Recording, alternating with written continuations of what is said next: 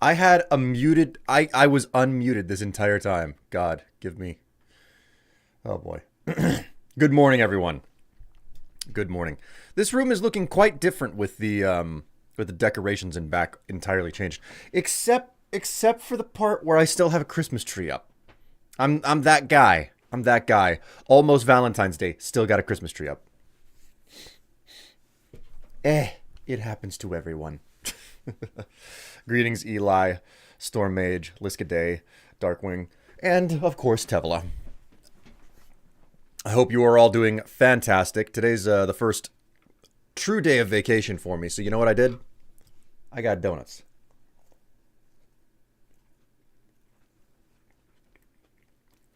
Of butt. Mmm. Strawberry frosting. So good.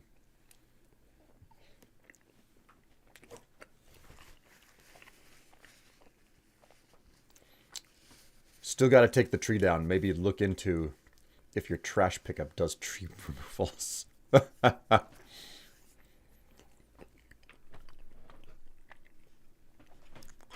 That's just it. That is an artificial tree that I'm pointing at right there. Totally artificial. Made out of prime grade A Lego bricks. Not even Lego bricks. Mostly Lego, like, tropical leaves. I remember it being used for, like, underwater sea kelp whenever I was younger.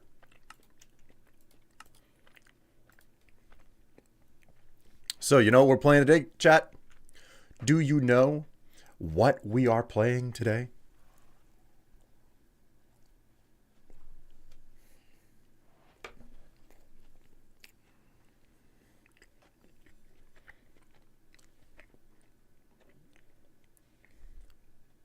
It's Minecraft.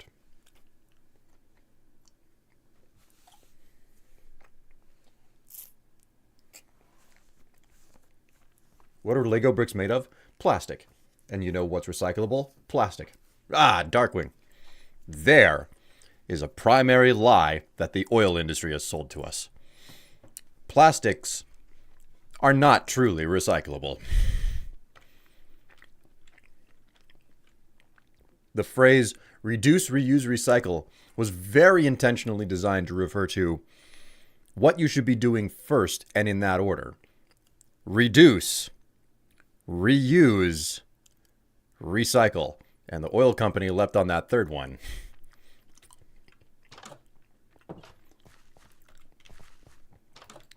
Lego even tried to use recycled plastic, and they were like, oh no, we can't do this because you cannot recycle plastic.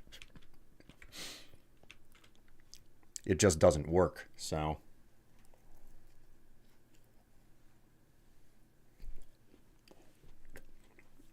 God, I am getting frosting all over the place.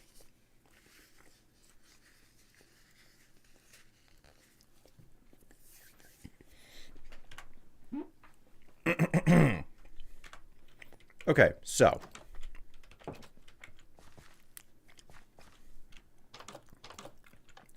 Messy boy? Oh, you should see what's going on in my pants right now. We're going to grab up a whole bunch of deep slate here.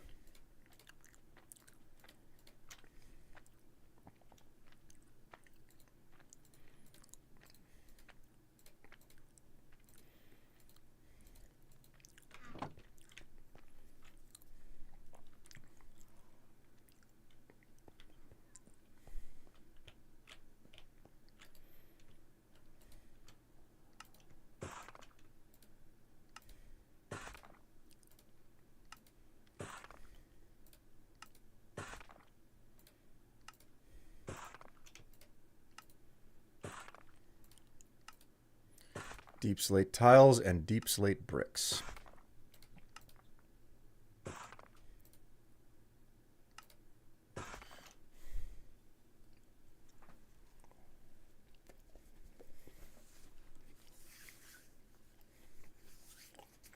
How are Harker and Ratchet getting on? The best way to describe how they're getting on is they're not. It's going to be...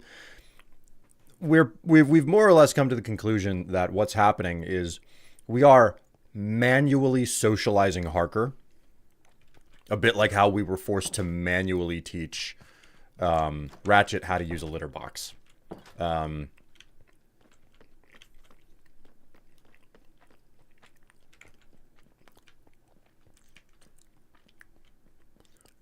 Harker is just always, always, always ready to pounce. So, and that's just the state of things sometimes, you know. Okay, so get to have some fun figuring this part out. Okay, so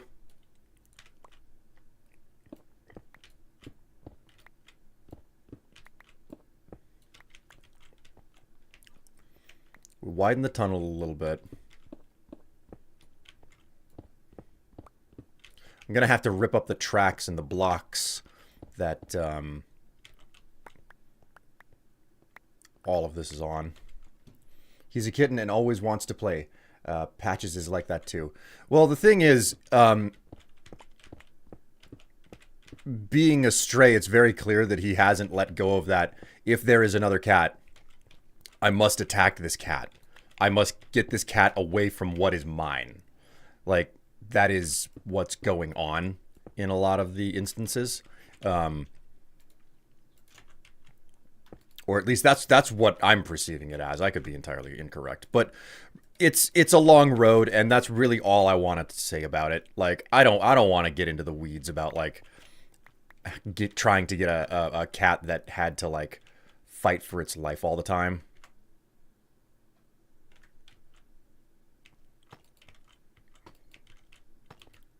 To be sociable and everything. There we go. Okay, this works. There we go.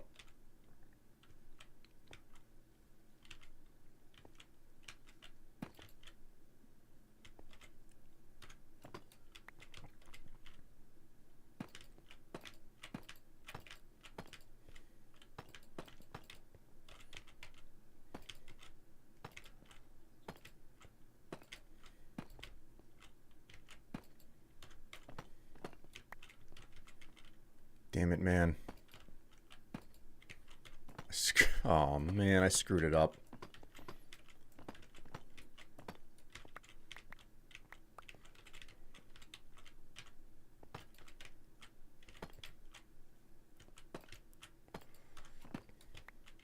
There we go. Okay, now I can get it to connect properly. Like, if it was possible for me to not have these diagonal patches on my rail lines, I would absolutely not have diagonal patches on my rail lines.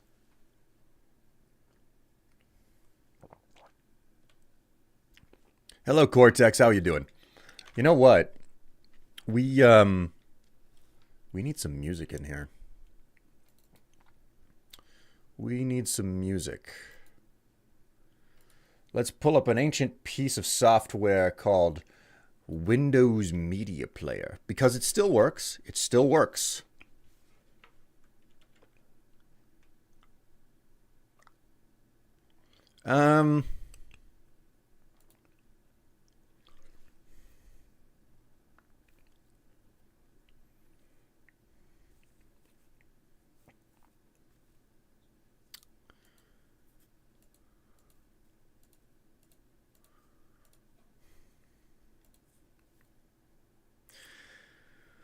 You know, I've got an entire folder over here. Is there any good, like, soundtrack music that I can play? Ooh, hey, you know what? I do know one. I do know of one. I just bought it recently.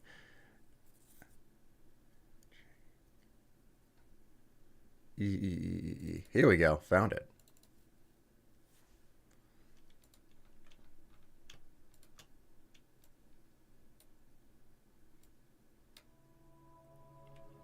Oops.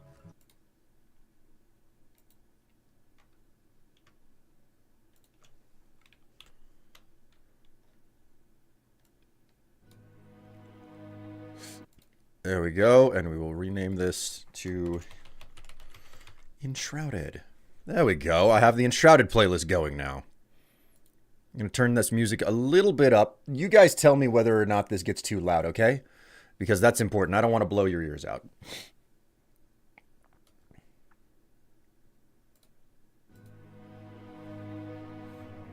"90 degrees turns look weird when building rail lines." They are weird. Like, that, and, like, you kind of waste space going entirely in one direction and then turning and going hard in another direction. You know? It's not good. It's unpleasant, to put it mildly, you know? Okay, so 1, 2, 3. And then 1, 2, 3. Alright, so now I have to, you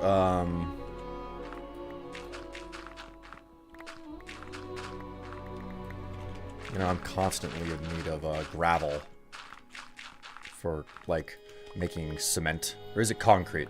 I can never remember whether or not it's concrete or cement that I'm making. They're both effectively the same thing in my mind. I'm like, cement, concrete, who cares? The same thing.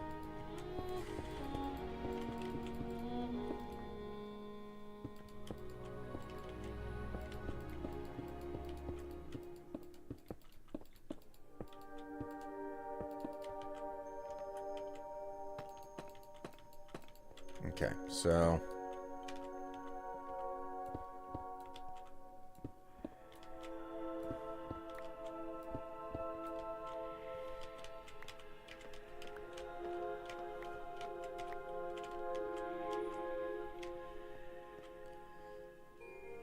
cement is the binding agent for concrete. You're gonna have to, like... You're gonna have to be more specific, because this sounds absolutely fascinating, but it also does not make any immediate sense to me. You know?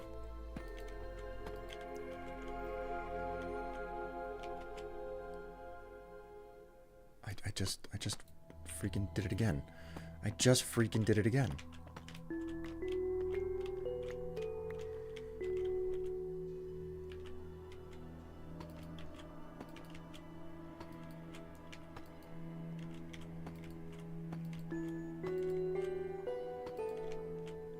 There we go.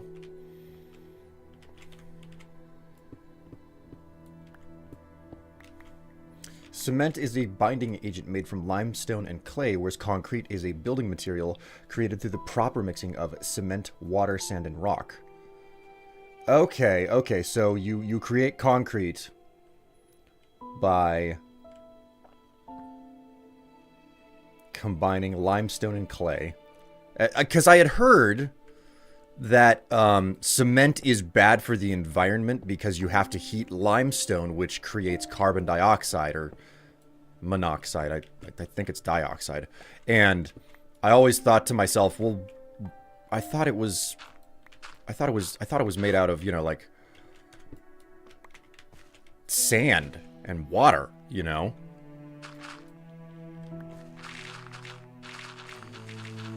Oh, man.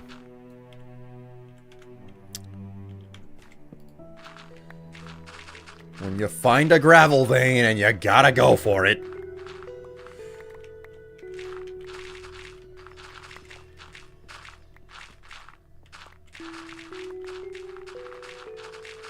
This is a big gravel vein too. Holy crap, man.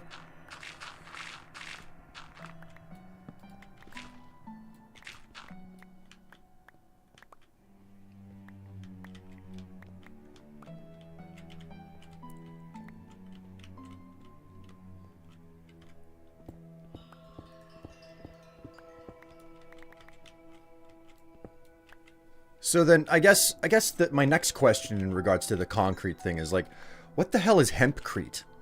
Because I've heard people talk about hempcrete and how it's like, oh, it's supposed to be some sort of a big thing. Like, I don't know if I've ever heard of it being called like a saving grace for environmentalists or something. But like, I've heard of that, and I'm like, okay, how is that supposed to work? I mean, if you don't know, you don't know. I'm not asking anybody to tell me something that, like, they don't understand or whatever. But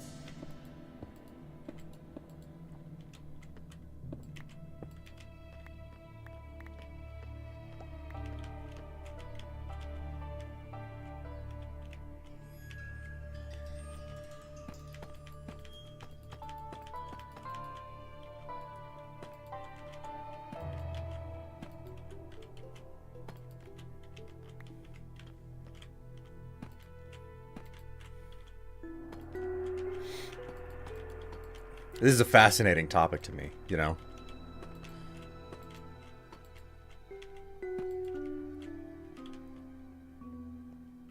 Just like the consistent, like, back and forth about like what the theory of these things is. One moment, I have donut.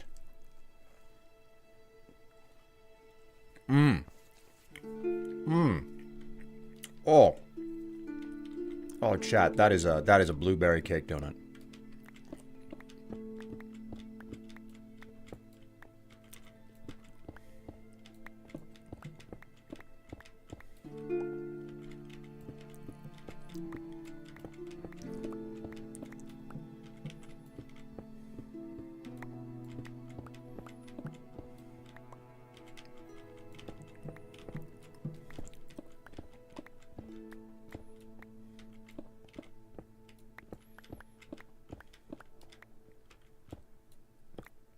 Damn it.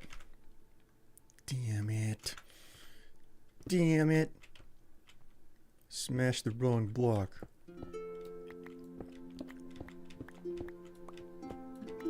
So, chat. What, pray tell, did you do for the weekend? I hope it was a good weekend for you. Hempcrete or hempline is a biocomposite material, a mixture of hemp herds, shives, and lime, sand, or volcanic ash, which is used as a material for construction and insulation. Wow. I've heard that concrete made with volcanic ash is like insanely durable. Oh no, it's a coal vein. You know how this works. I see coal, I mine it.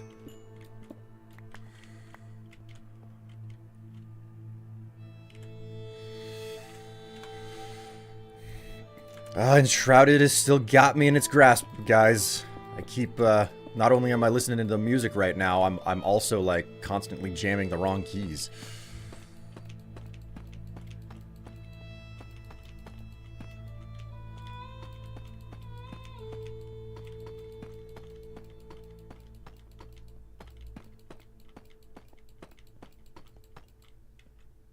Woo. Okay. Hemp shives are the parts that are discarded during processing. Really?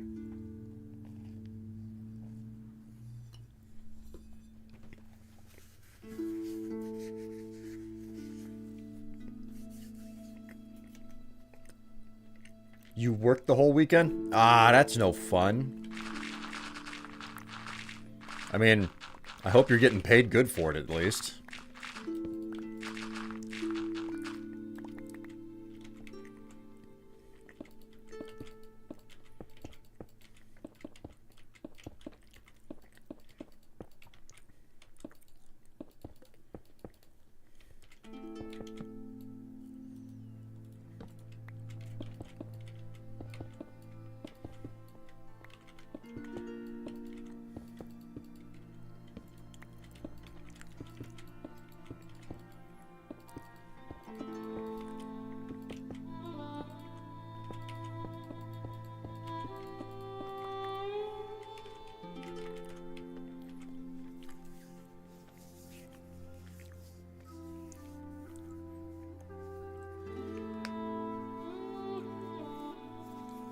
Played Minecraft most of the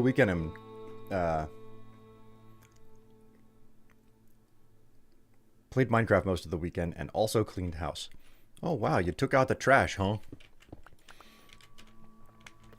You know, threw out the extended family that was hanging around, you know, still, you know, sleeping on the couch after Christmas and stuff.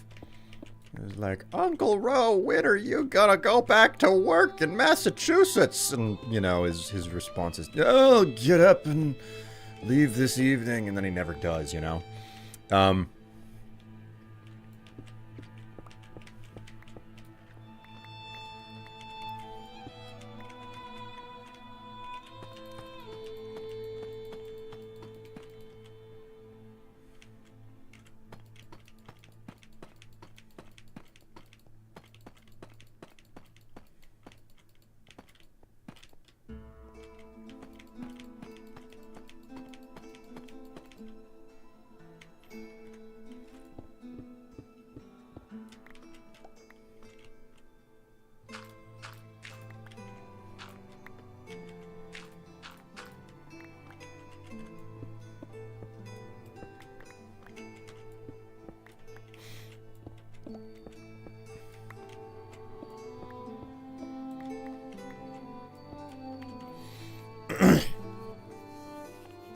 There was an event in Splatoon over the weekend. I got enough silver to unlock the last work suit outfit. I beat my 500th raid boss. Wow. That's one hell of an achievo. You thinking about giving Foam Stars a shot? The Sony knockoff of Splatoon? God, the minute I saw that, I was just like, isn't it a little bit late to be knocking off Splatoon? I mean, they're already up to their 3rd installment.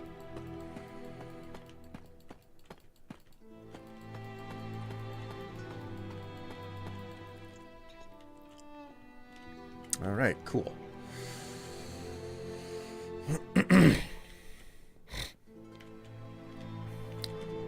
Time to go for phase 2, I guess.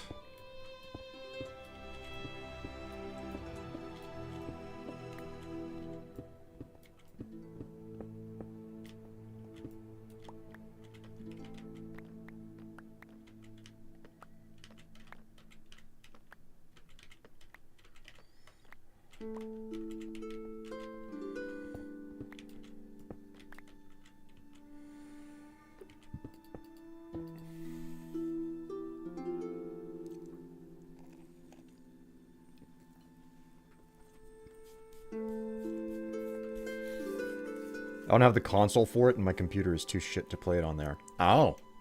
Well then.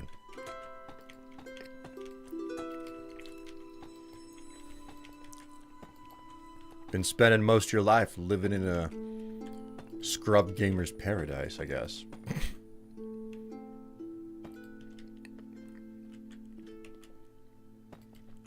Excuse me while I make, ridiculous musical comparisons with Gangster's Paradise, which, as we all know, is a brand new song and all the rage. I'm just gonna leave that other stuff back there.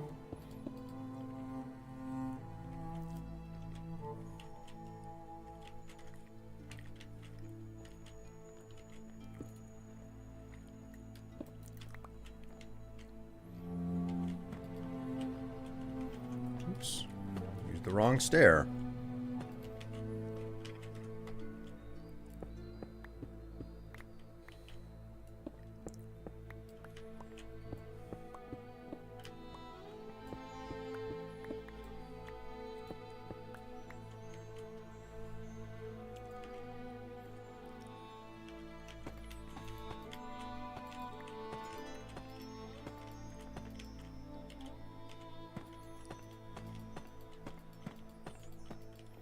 Man.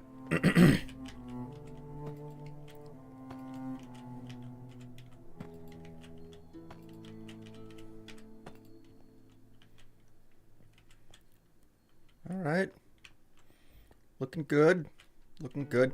I mean, if I said that it was truly looking good, I would be lying straight through my teeth. This is looking... It's looking kind of jank in all honesty.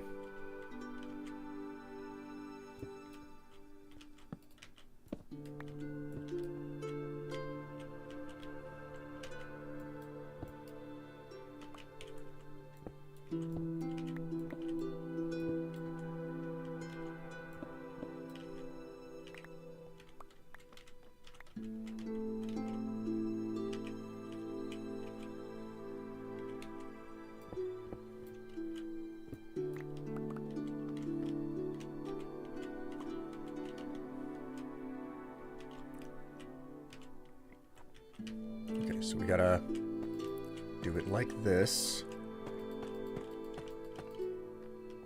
Getting these curves right is always the difficult part.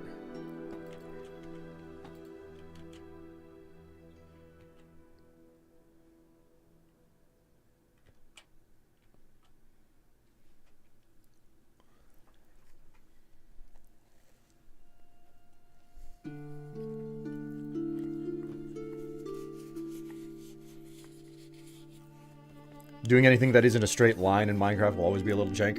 Man, and I really wish it wasn't.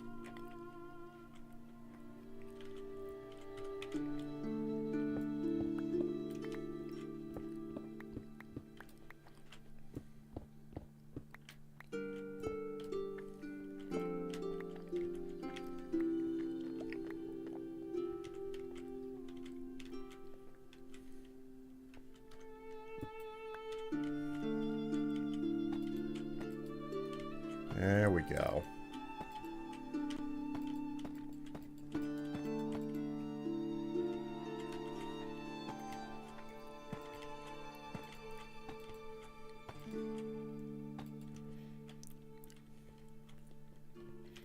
Okay. Like I still gotta grab a whole bunch of extra supplies and drag them in here to fix the tunnel up and make it a certain way. But like this is the gist of it that you got, you know? Like the stone is gonna have to get replaced. I'll have to rip up all of the all the tracks in the process of getting the. I think what I'm gonna end up using is purple block and end stone.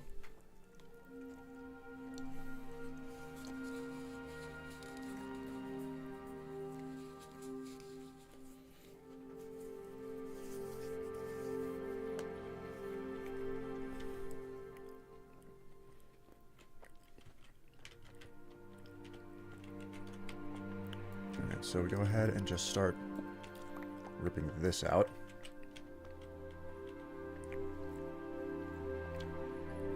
Is there something like a William Strife disc channel? What do you mean by disc channel?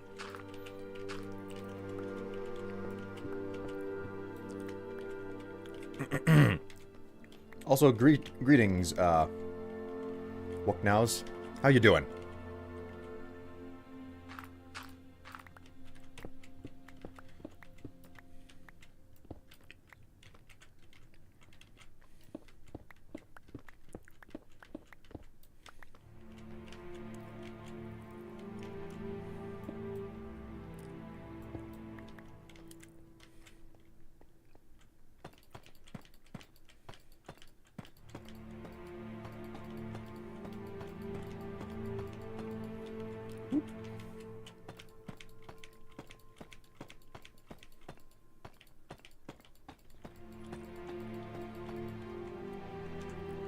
I am gonna run out of supplies to do this project so fast.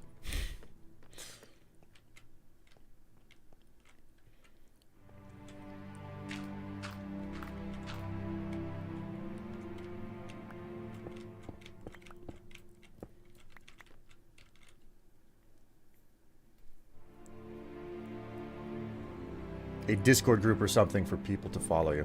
No, I gave up on running Discords a long time ago. Because, like, I realized managing a community is a lot of work and effort. And I'm not really here to do that. I'm mostly here to just create content and entertain people. And it's like, well, you know, you can take the comments section or the chat below the stream. And that's the beginning and the end of it for me. So, I mean, there was so many good reasons for it as well. Like, whenever back in the day, whenever I did have a Discord server, did have a Discord server, it was it was neglected. It was not properly moderated. It was a bit of a mess, and you know. When that became a problem eventually, I was just like, you know what? I realized that I don't have the time to manage this. So, of course, that was also back in the day whenever Discord was way newer. We're talking about, like, I don't know, 5 years? No, like 8 years ago now or something.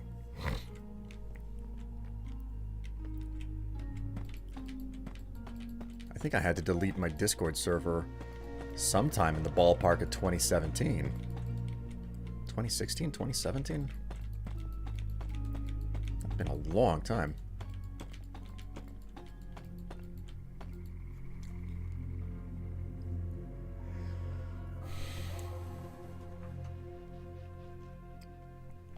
Kind of wish there was a deep slate generator. One could make like a cobble generator.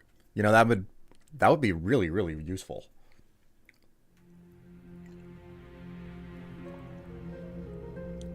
Yeah, that's understandable. I watched your Minecraft guides like years ago. Well, thank you very much. I mean, I certainly worked hard on those way back in the day. Been kind of off of the... That torch is in the wrong spot. Been kind of off of that wagon for a while now. I've been meaning to get back onto it.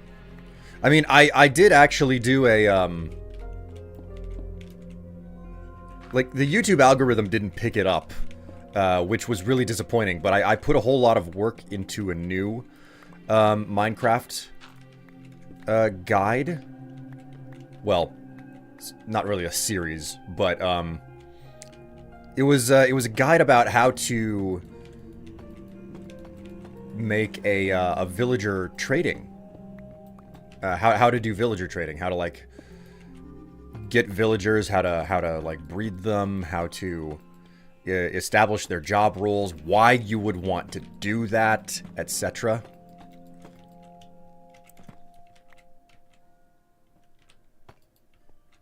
It's not that old if you go to my YouTube channel, exclamation YouTube if you're interested.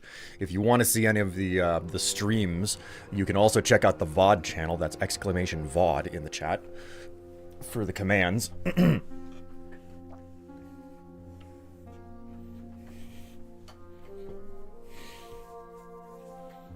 Make a new type of water called deep water or something like that, and it makes deep slate with lava. I mean, I feel like that you could probably get the same effect by, like, I don't know, making certain that,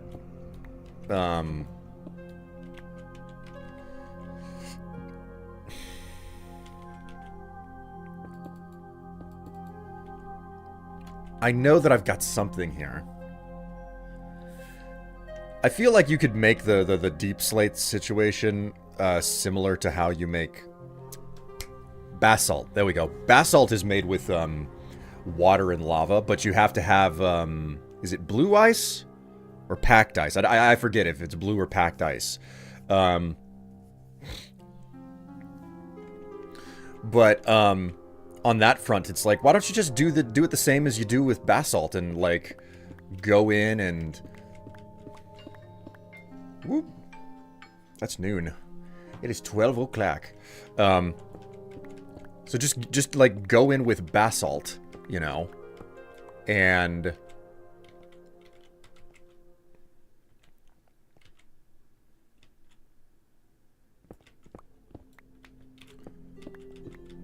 like instead of using the ice, used like, I don't know, a moss block or something. That would be a reasonable way to make it happen. Without having to introduce anything new, just a brand new mechanic that's basically the same thing. To make the basalt generator, dig a 2 deep hole and place soul soil at the bottom, then replace one block next to the hole with blue ice, and another with a lava source. Yes.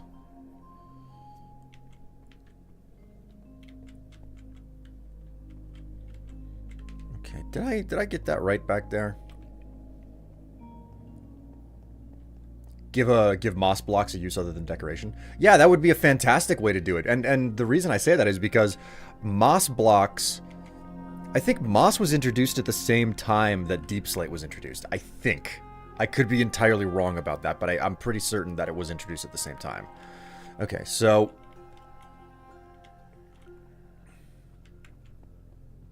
okay, no, we haven't gone through a curve.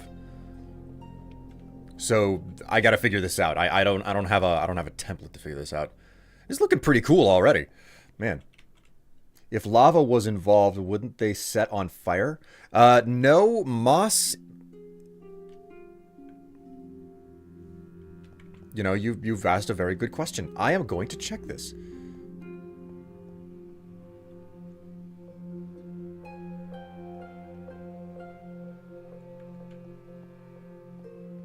Is it possible for Marlin to do the entire journey in Finding Nemo and still be alive even though the deep sea part?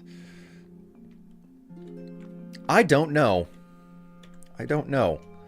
That is a very interesting theoretical question.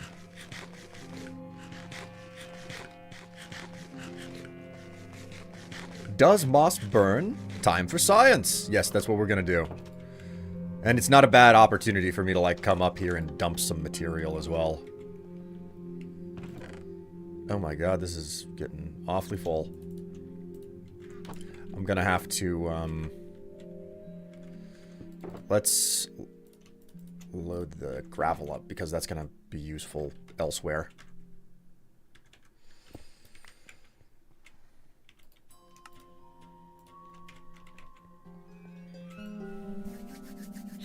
Moss was added in 117 with lush caves. And which version, like, enhanced the depth of the world? I got moss here. There we go, moss. Okay, so we got moss. Let me go ahead and just, like, go down into the mine that I have and deposit some materials.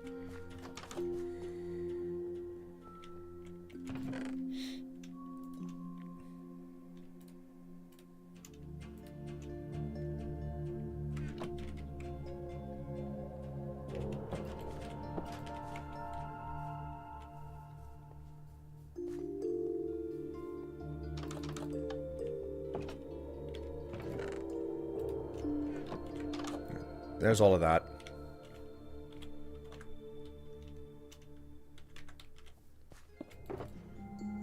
Okay. Fire starter. And...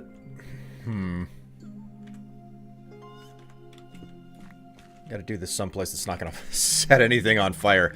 I do not want to set this old place on fire.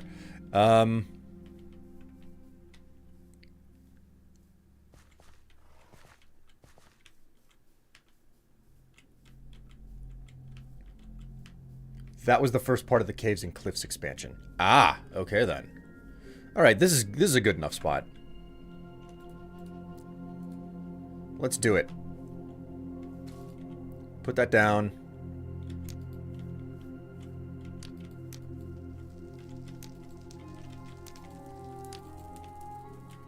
It's not burning, guys. Like, it is not burning.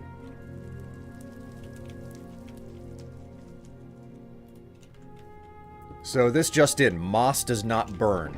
Like, it'll probably, like, delete like every other block that falls in the lava, but moss does not burn. Correction, lush caves were added in 118, moss blocks were added in 117. Yes, yes, because the caves and the cliffs was a split development thing. It was... They introduced, like, almost all of the blocks before they actually introduced the new world generation. Which you can't really blame them on, because the world changing the world generation the way they did was a really, really big deal. Alright, so question and answer. Moss blocks do not burn.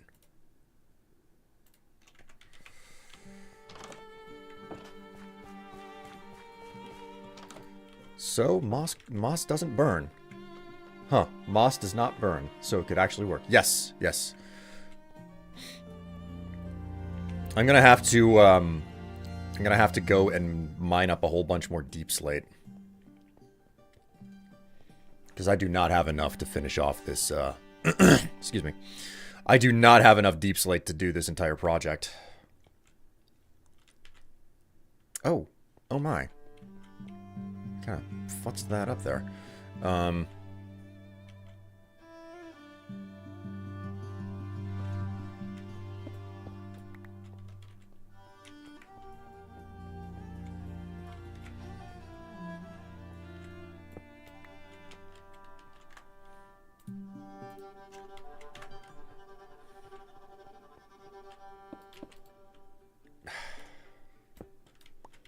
Cannot get freaking blocks where I'm supposed to put them. God forbid.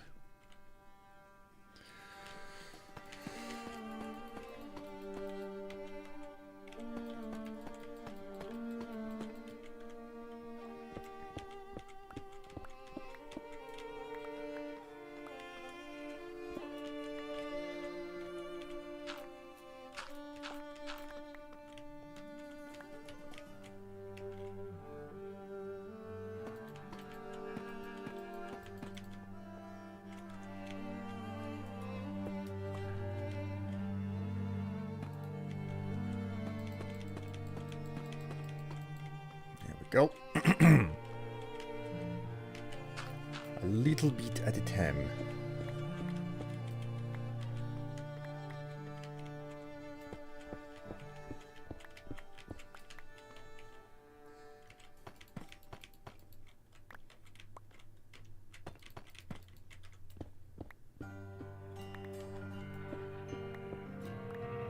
I go through so much trouble to beautify these freaking tunnels, man.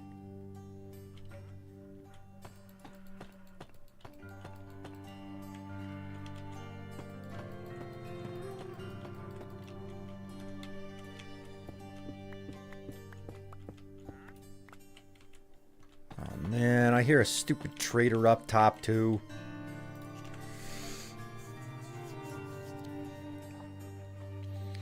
Because Caves and Cliffs was such a big complex change, it needed to be split in two. Yeah, it really, really did. I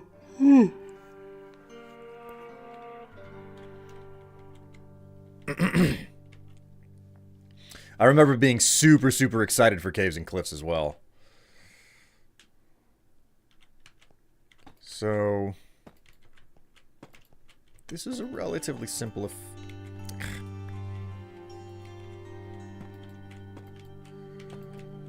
This is a relatively simple affair that I'm engaging in here.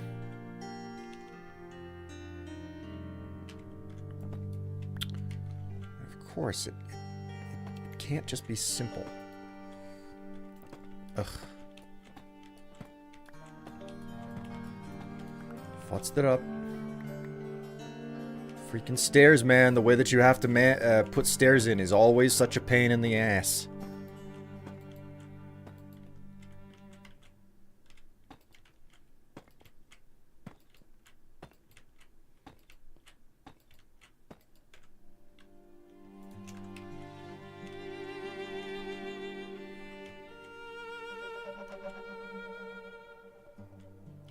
Yeah, and here's where the tunnel starts to widen slowly because I screwed up the dig process of it. You can see how it deviates into two separate tunnels there.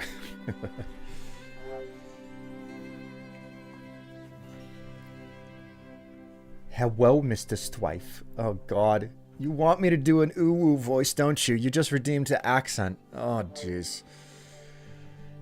Please tell me that you don't actually want me to do the ooh-woo voice. Oh God. So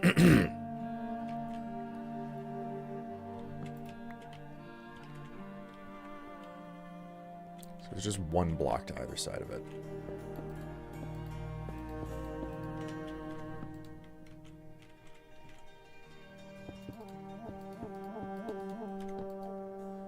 Uwu is your Uwu like your life depends on it. God. I'll take that as a yes, I do want you to do the Uwu voice. You know, this qualifies as cruel and unusual punishment. I just want you to know.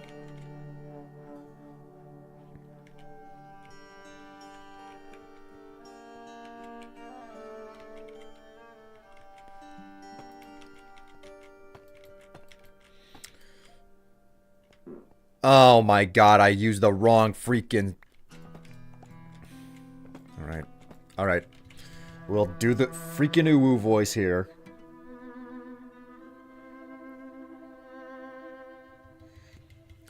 Uwu. Look at this. I used the wrong freaking block on the Widow Twench over here. Also, I hate my wife now because I am doing this all the time.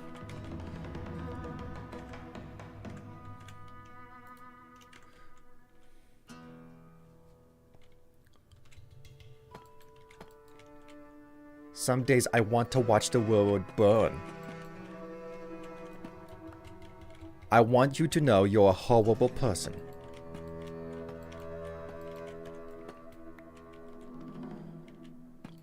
First you make me ooh-woo, and then you just want to watch the world burn.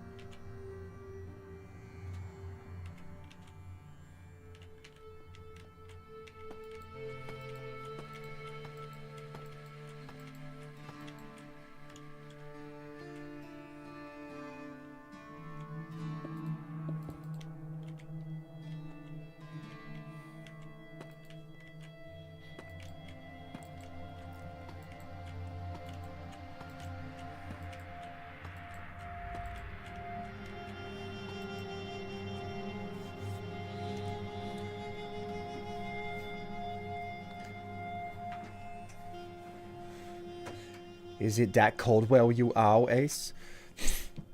Yeah, go ahead and waff it up. I don't have no smile on my face. Excuse me. I'll bite.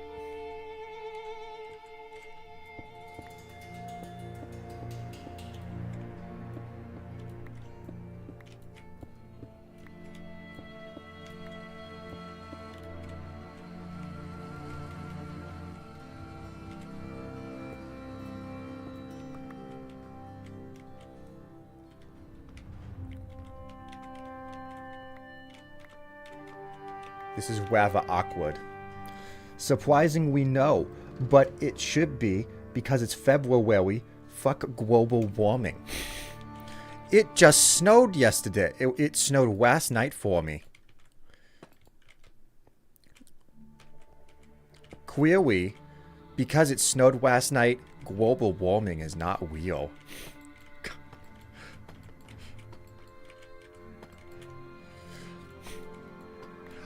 I think I've just realized a new type of terrible character to play.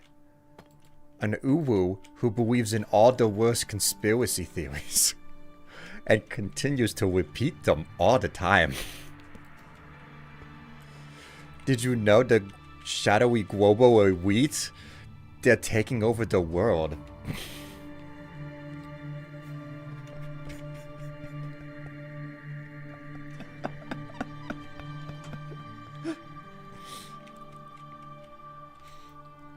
Uwu conspiracist. Oh no. Don't you understand? Uwu. Birds aren't real. They were all replaced after 9/11.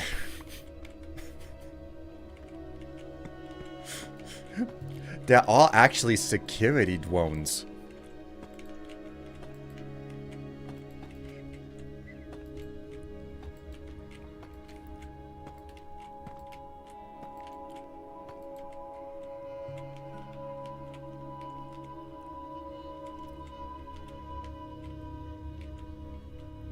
Chemtrails are reaching all of the knowledge out of your brain.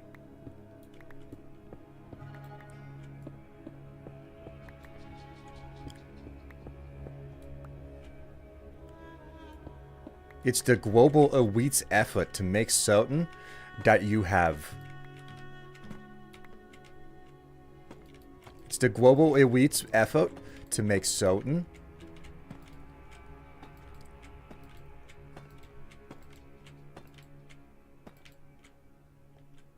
There were words, I swear there were.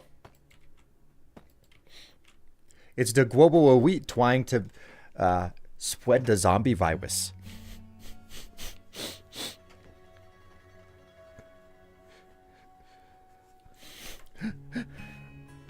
Awa.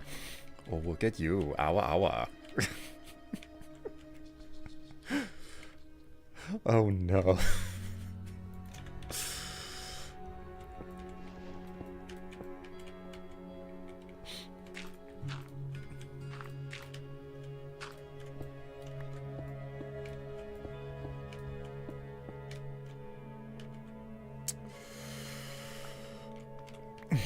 It's all part of the woke mind virus.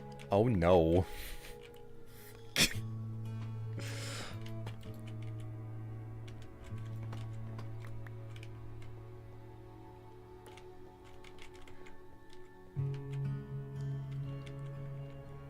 Don't you know they're going to kidnap all the children and drink their blood right out of a pizza power? Oh no.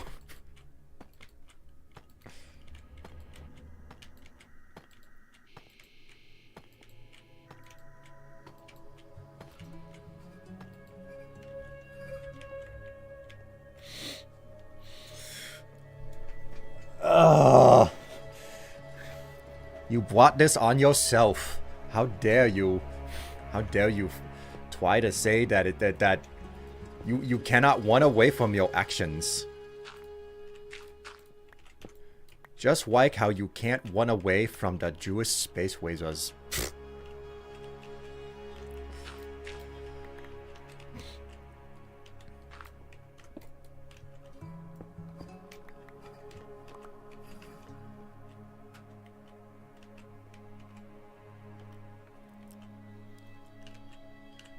Do you know who really killed JFK?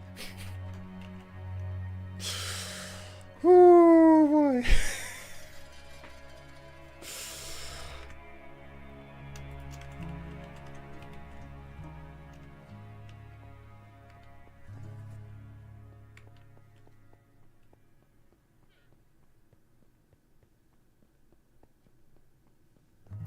I can't handle it. The Uwu conspiracy theorist.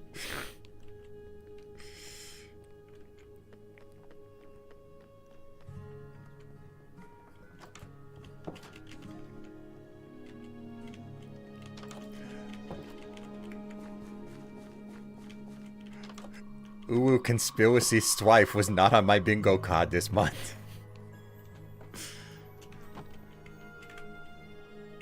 We all get surprises sometimes.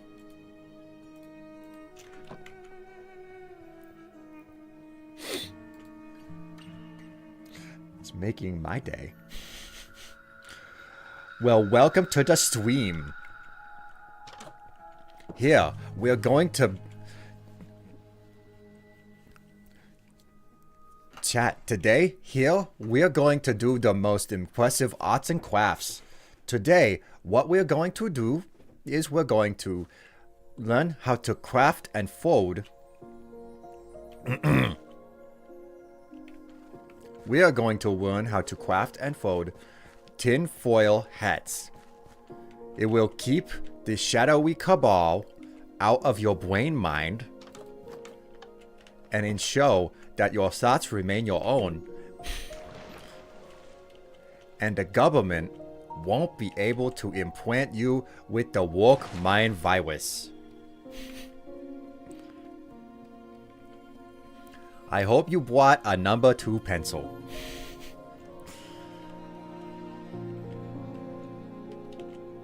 Did I not make a mine down here? I could have sworn I did.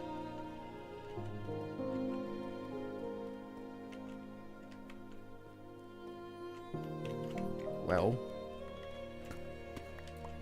probably just go downhill.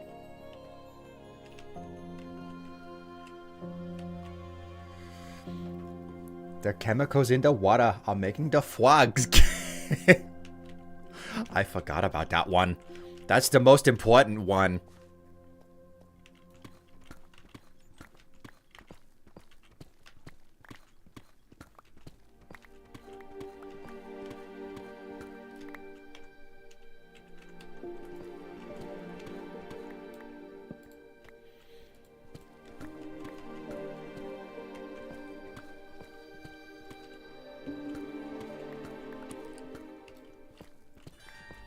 The worst part of it all is how they're taking away the word Merry Christmas from us. Now it's nothing but Happy Holidays or Season's Greetings.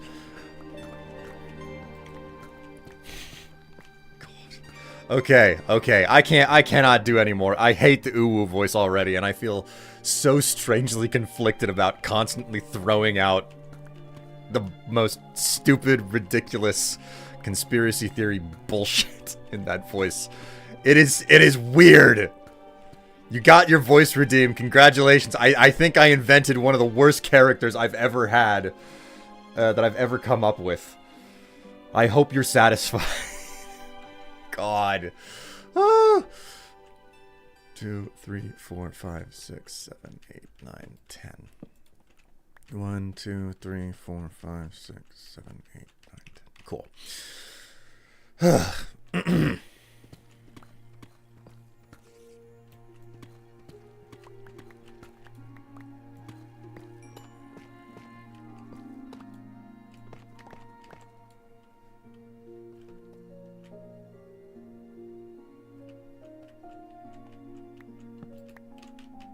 You know, I realize I should probably be way down at the bottom of the map instead.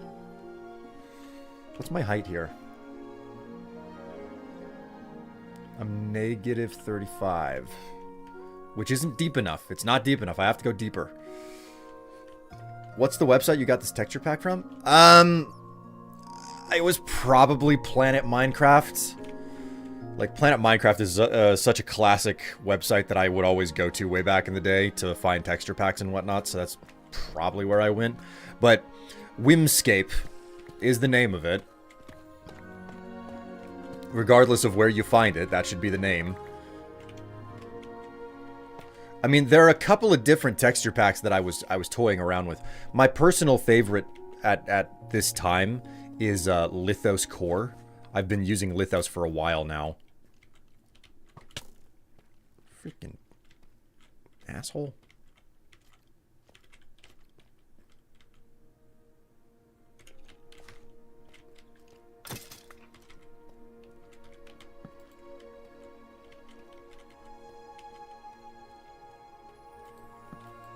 Things are really not all that well lit up down here.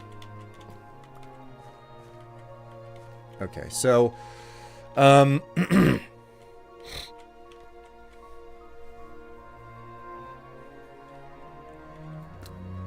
maybe what I do is I come over here and I make a couple more elevator shafts to get down to the bottom of the map.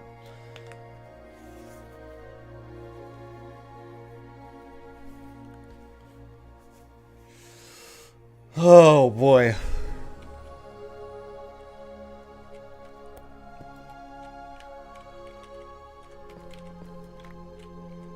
Let's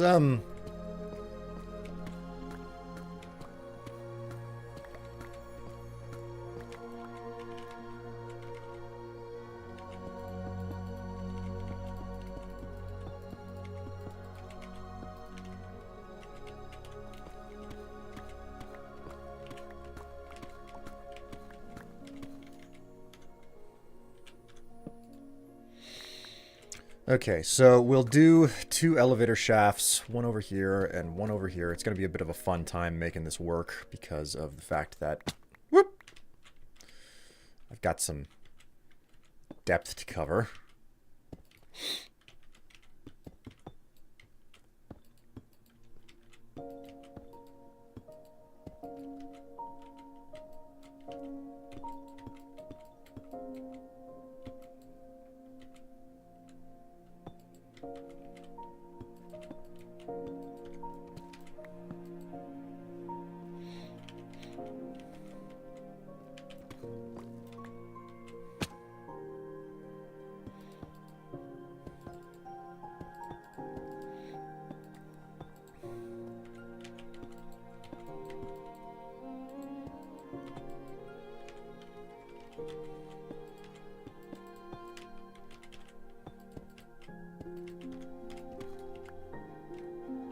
There we go.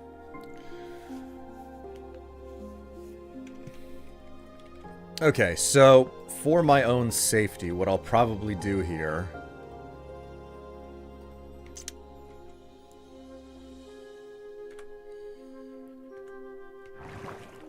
I gotta have the scaffolding to get this job done. Well, then again, I think I've got enough scaffolding to get the whole thing finished. What I need is, I need soul sand and stuff. Let's go grab the stuff, the necessities. Necessities. Gotta go to work. See you all later. Hey, enjoy the rest of your day, if at all possible, courier. And I hope that you get paid well for what you're getting up to. You know.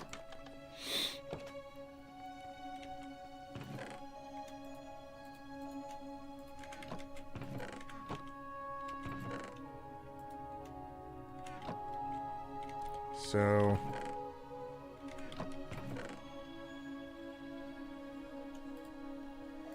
grab a bit of bamboo, grab some string, some strang. There we go.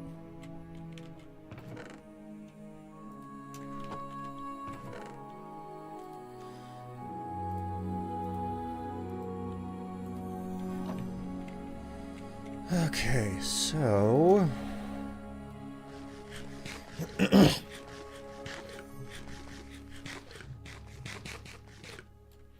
Man, I was lucky that I was able to drag myself out of bed this morning.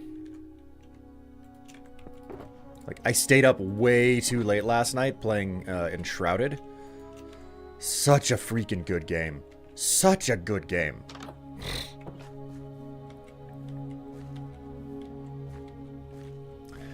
God.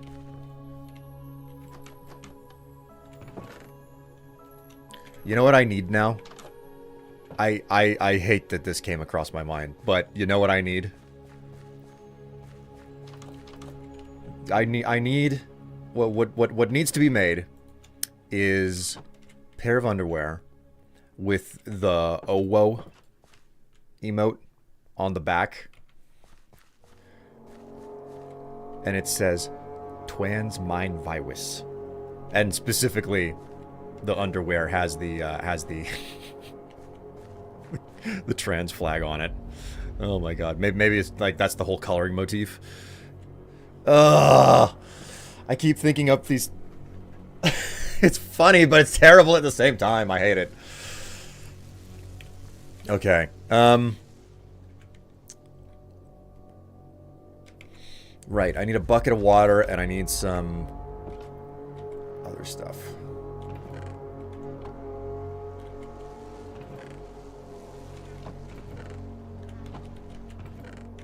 Wait a minute, it should be in here? Nothing. I don't know that I have any soul sand around here.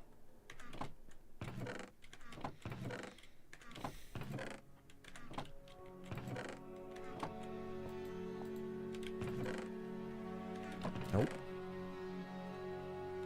Nope. No. No. Ah! Thank God. Little bit of soul sand.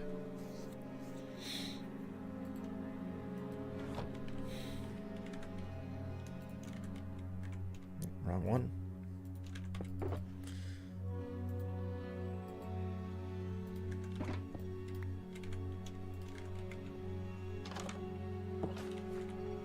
Ugh, it's night? Give me a break.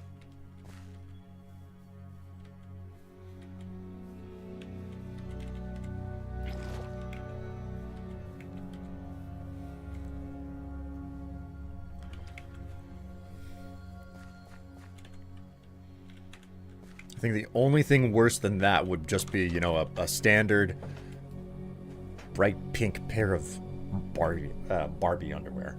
That would be the only thing worse. Barbie. Ugh. Although, I don't claim to have watched the film. I just remember Barbie being this thing whenever I was a kid that, like, it exemplified everything that I didn't like about girls. Because, you know, it's like, you're 5 years old. What's the most icky thing on the planet? Probably girls, you know? Okay. Kelp. That's what I'm missing. Kelp.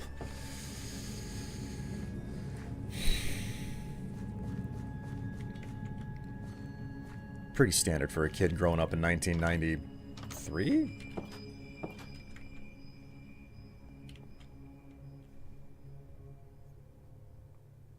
'92. Would have been 92. Kelp, kelp, kelp, kelp, kelp. Whew.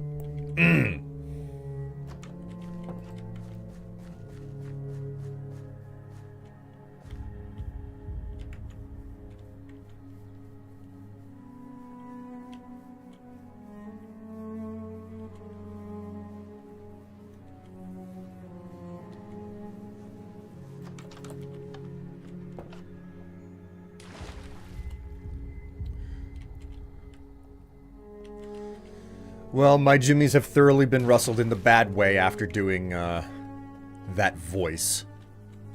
So I hope you're happy, chat. I hope you're happy.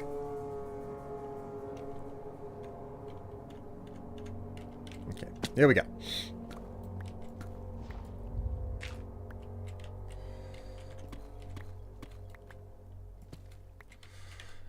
This is how I'm gonna do it. Seal it up this way. Ah.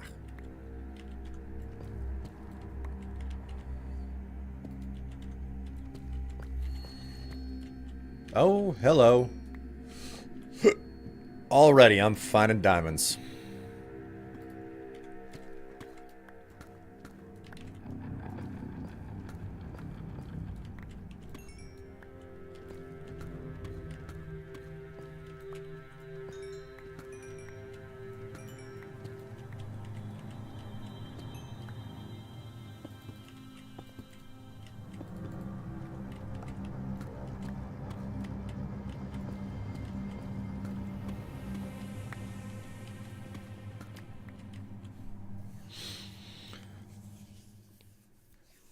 It wouldn't have been my choice of accent, but it would have been amusing to hear.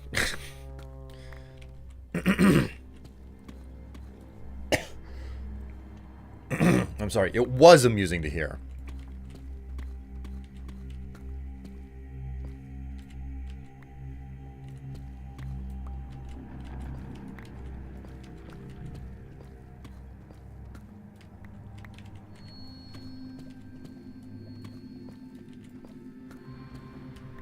I can hear the lava bubbling away around me.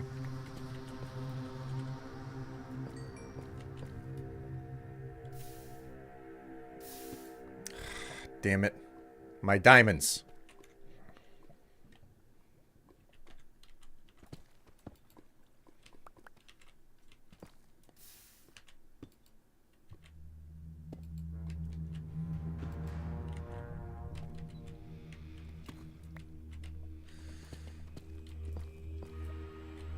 Ah, okay. There's bedrock. There's bedrock.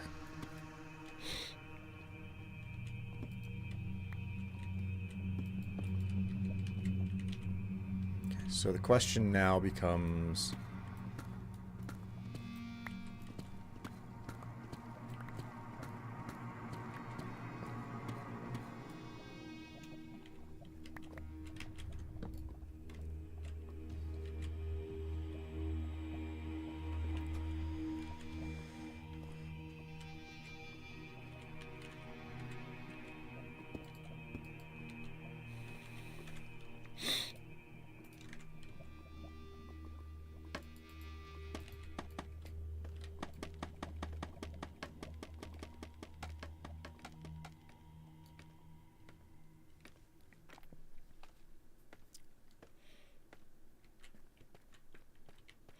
Well, I certainly hope that you guys enjoyed the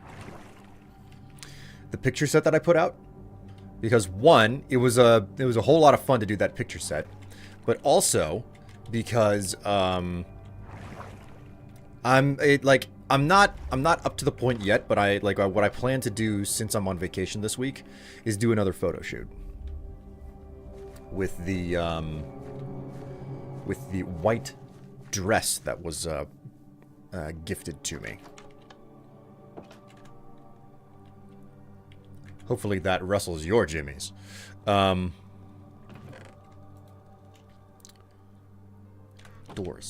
Doors. I need doors. Just 3 doors down here.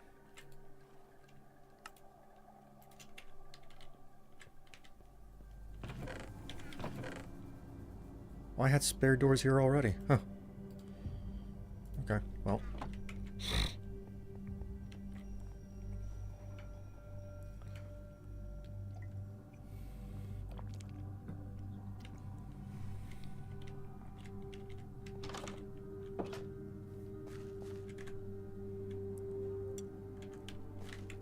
Stash some of these supplies.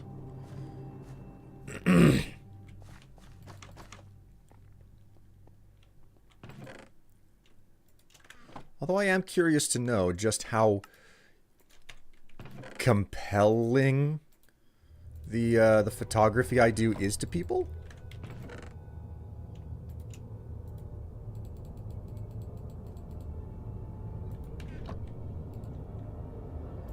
There we go.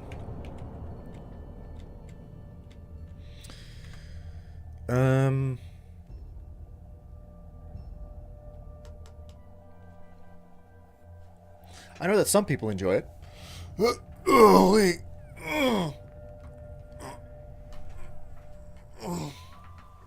And I do like being fully engaged with chat to some degree. Although I have to remember that you, chat, you're not a monolith, you know? You're not all the same person. Like, just because one person says it doesn't mean that everybody in the chat agrees. And there are a lot of you that just kind of... You hang around, you vibe. You don't even talk. I needed to make more torches, and I didn't grab any coal. Of course I would do that.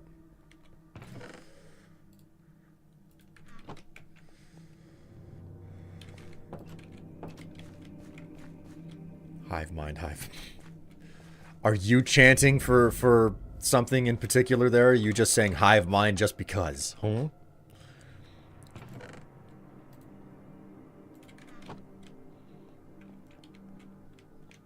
Getting ready to cook up pasta with sausage.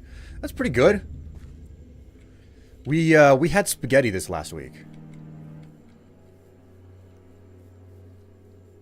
And, you know, usually we try to get meat in with the spaghetti, like just, you know, ground up beef.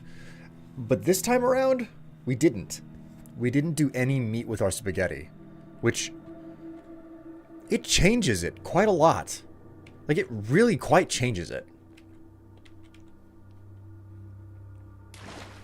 There we go. Okay, so...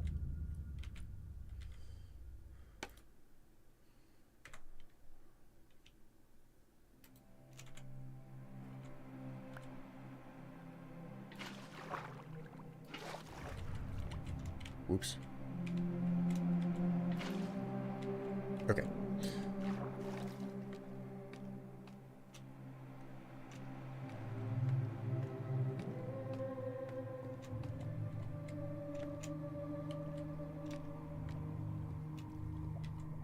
Okay, so this is where I need to start building.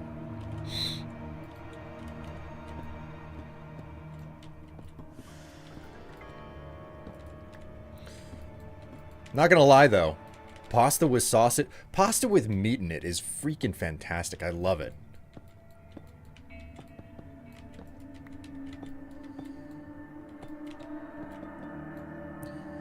Food prices are kind of out of control though, so...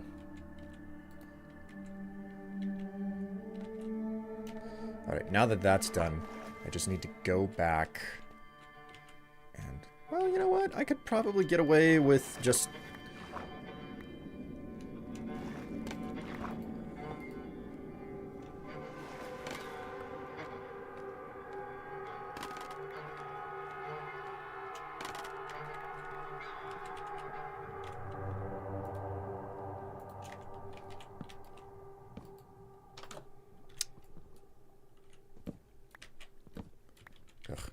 Alright. That's really not good. Oh, that's really not good.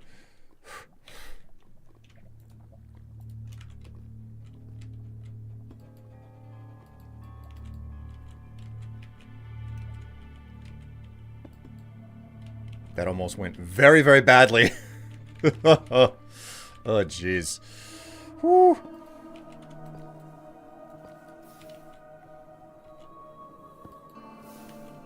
There we go.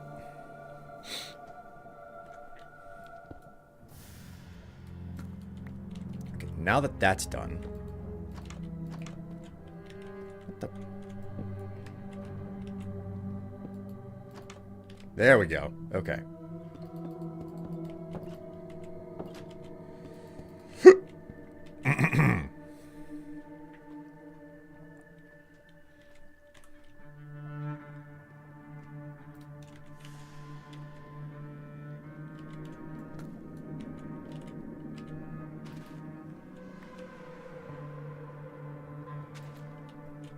There we are.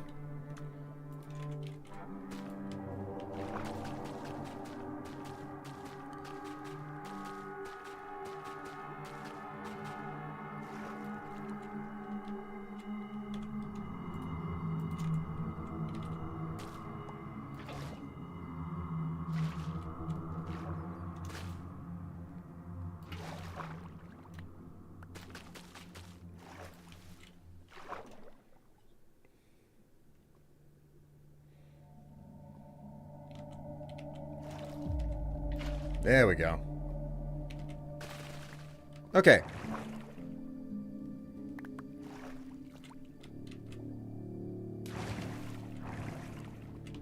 Cool. Cool. There we are. So...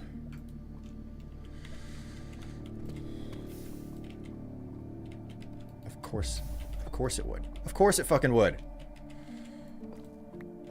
What could be more natural than just getting lava everywhere the minute that I find the lowest point that I want to dig at? Okay.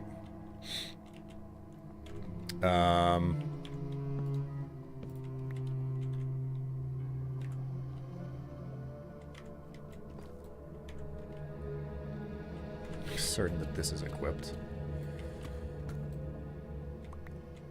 What the? What in the fuck? Holy... Oh my god, I already dug a mine in this area!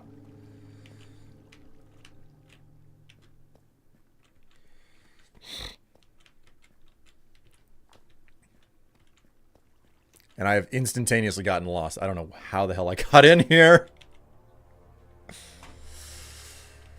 Well, this is my life now.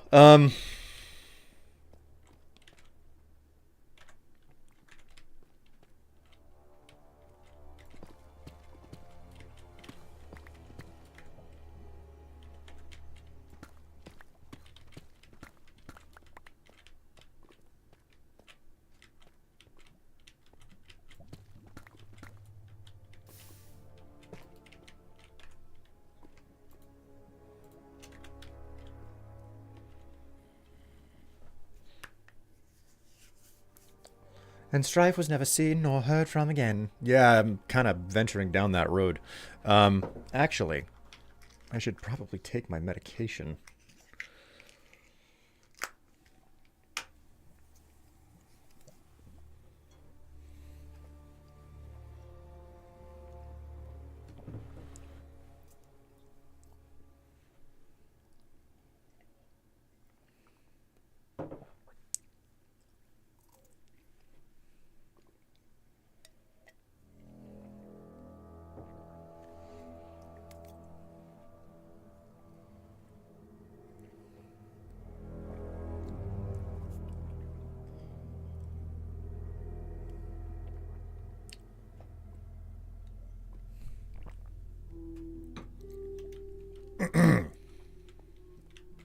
Okay, so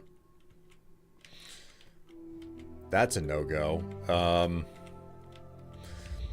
I'm certain I can get out of here. I just have to find the exit. Chances are this one is no good. Yeah, that's definitely no good.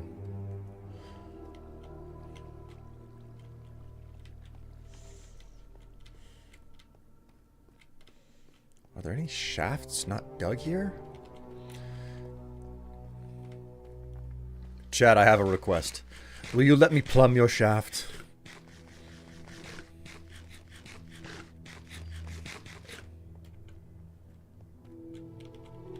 Ah, yep, sure enough, this is the old mine. This is the old mine. Been forever since I've been down here. What on earth? Oh my word, this is where I do the, this is where I farm the wither. You want to what? Plumb your shaft. That's thunder. I'd better sleep before there's some sort of a lightning strike that does damage to the village. Do you not like the prospect of me plumbing your shaft?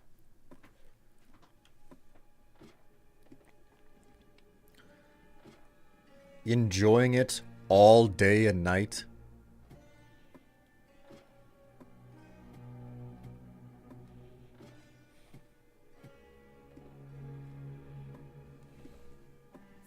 Making certain that it's polished and clean. Didn't know you were into sounding. Oh my god. There's a term I haven't seen in a long time. What is sounding? Oh, you know, it's where you scream. You scream at a... You scream at a penis. That's why it's called sounding. Yeah, there you go. Perfect. That's the answer.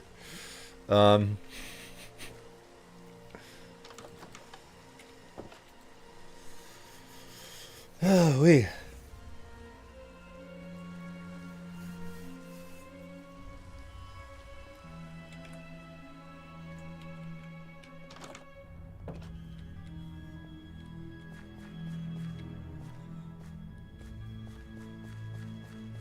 Guess we'll just go back to the mine that I dug here, even though it's less efficient than... It's less immediate. Is this... No, that doesn't go down to the actual... Went to the wrong one.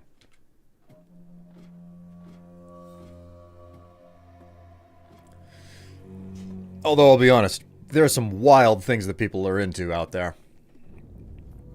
Most of it, I have no interest in. You guys have some sort of a semblance of a clue of what I'm into, but...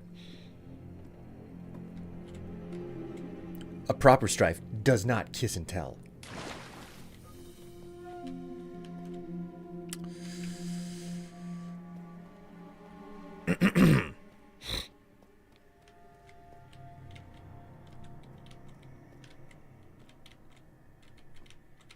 What on earth? Where does this go? I do not remember this.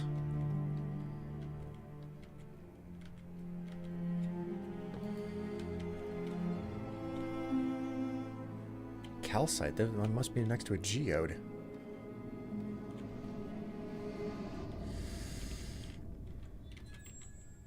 No, a proper Strife kisses and screams. Oh, God. Yeah, sure. But only whenever you don't use lube, okay? That's all I'm saying. That's all I'm saying. I'm being a bad person again. I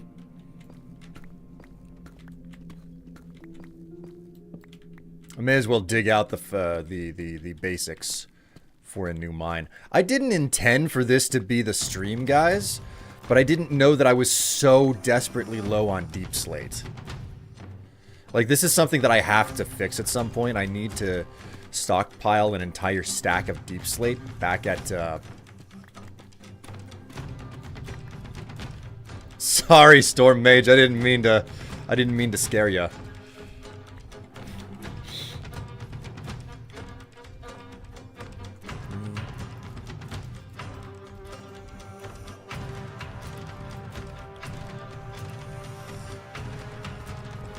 I realize that some of my funny yet suggestive statements can sometimes be a little bit too much for...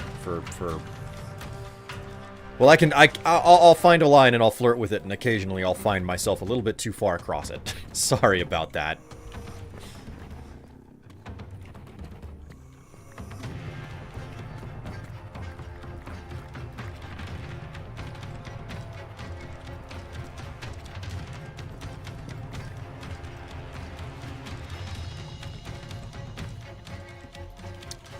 Well, so much for this route.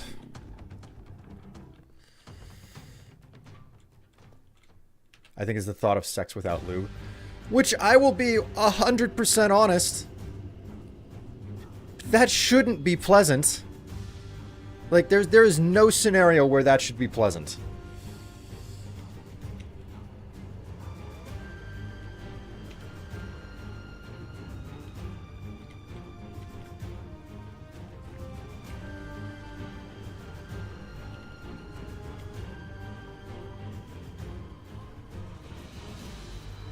Sounding? Fine. No lube? Apparently that's my line.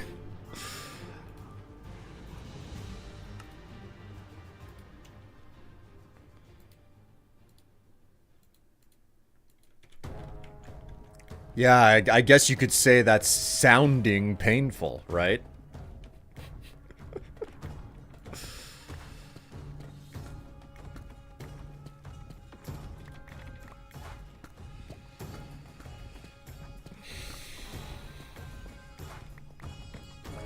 Oh, treat me badly, Mommy. I much enjoy pain. Oh, man. I mean, whatever you're into, right? But some stuff is just like, nope, I don't need to know more. Thank you very much.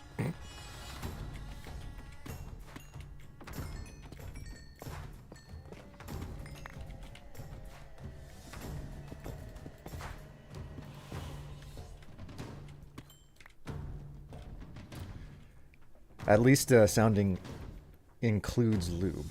No judgment here, but also ow. I mean, it's a little bit like whenever you look at like all sorts of, you know, like adult entertainment, and in many different forms, like they don't spend the time to address like how you properly prepare for a lot of sexual activities. And it's like, no, like lube is a super necessary component to a lot of the stuff that you're doing here, but obviously stopping to do any of that stuff kind of kills the mood of making a pornographic content.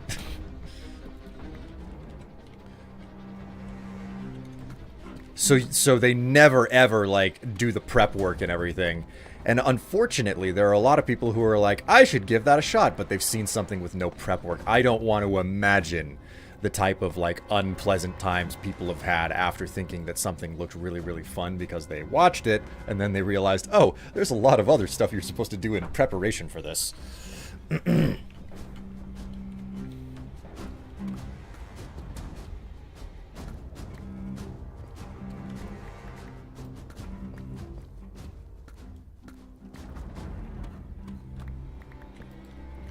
What's the phrase?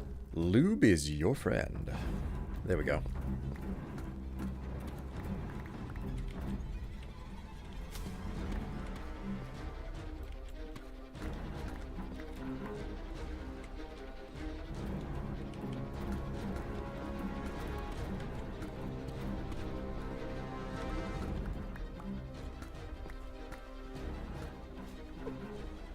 Eros Arcana. I'm so sorry that you walked in at just this moment.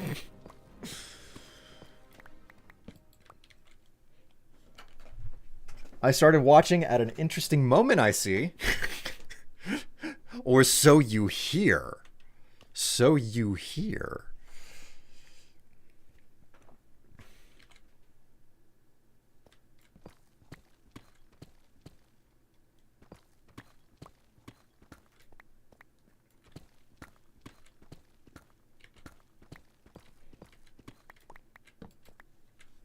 At least most fanfiction and gay erotica involves prep work. Does it, though? Or is it just the stuff that you've seen?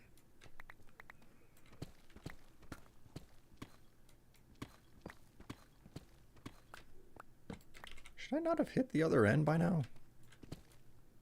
Oh, there it is.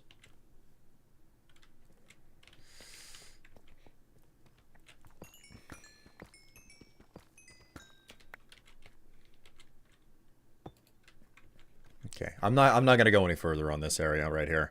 I gotta go somewhere else. Okay, maybe just the stuff I've seen, but I've also seen a lot. Oh, Storm Mage. Oh. Tell me more. Tell me more. You just told on yourself. Tell me more.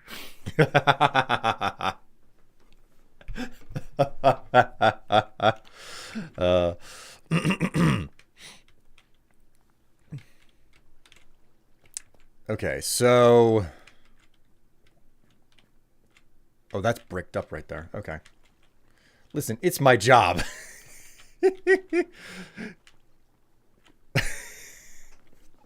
I gotta read erotica. I gotta read erotica. I gotta read erotica to keep it up. I mean, wait, sorry? I gotta read erotica to keep up with the people, with what people want to read. God.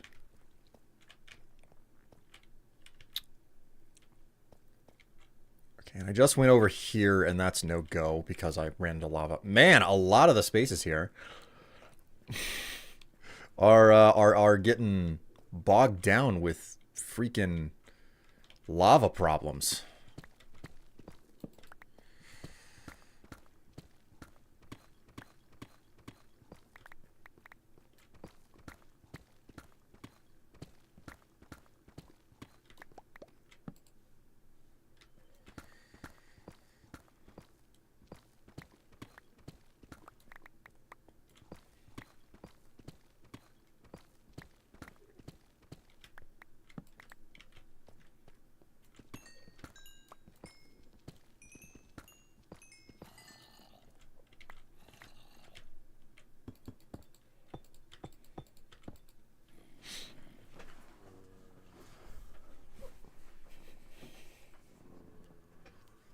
Which, by the way, my editor was not a fan of my submitted draft. I ghostwrite romance and erotica. Ah. Well then. Well then.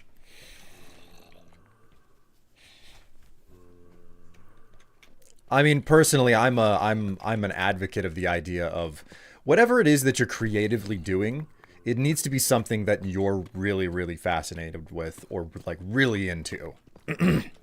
And like in my case, I was doing tons of guides because nobody was really doing guides back in the day whenever I did stuff. So I'm just going to apply that mantra to what you do.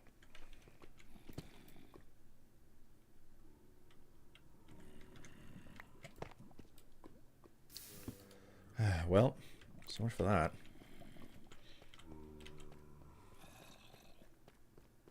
This isn't Fallout. Hello, Kato. How are you doing?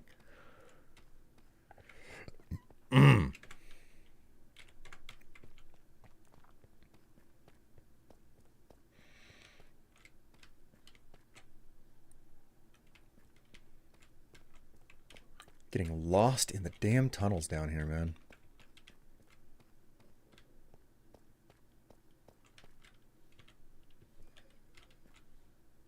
Well, I suppose I could try digging another shaft right here.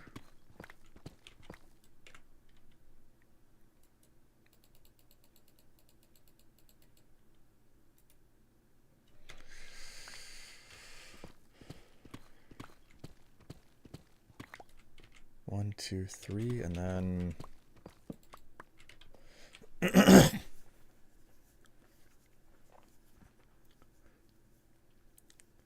We need a Fallout erotica. It exists. I absolutely know that Fallout erotica exists. Not because I've read it, but because I've stumbled across it.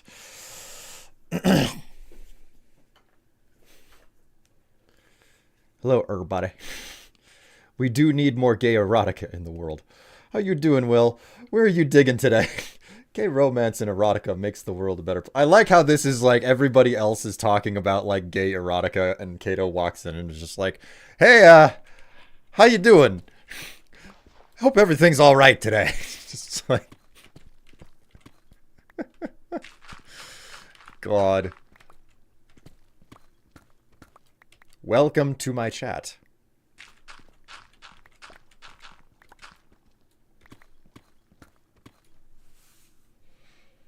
Also, it's the internet. If it exists, there will be porn erotica, some of which will likely be gay.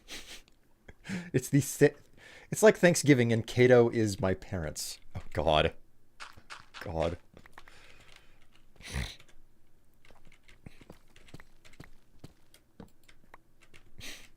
I hope you're not uncomfortable, Kato. Oh, my word. I'm doing all right. I'm just digging around underneath my...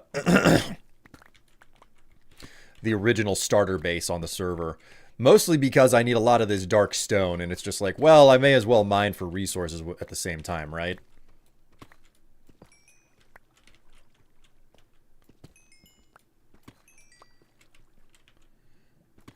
Okay, this is about to get messy. Yeah, I knew it was about to get messy. Man! Keep getting this stupid lava stuff going on. Also, Darkwing, I think what you just spoke about there is what's also known as Rule 34. If it exists, there is porn of it. I believe that's Rule 34.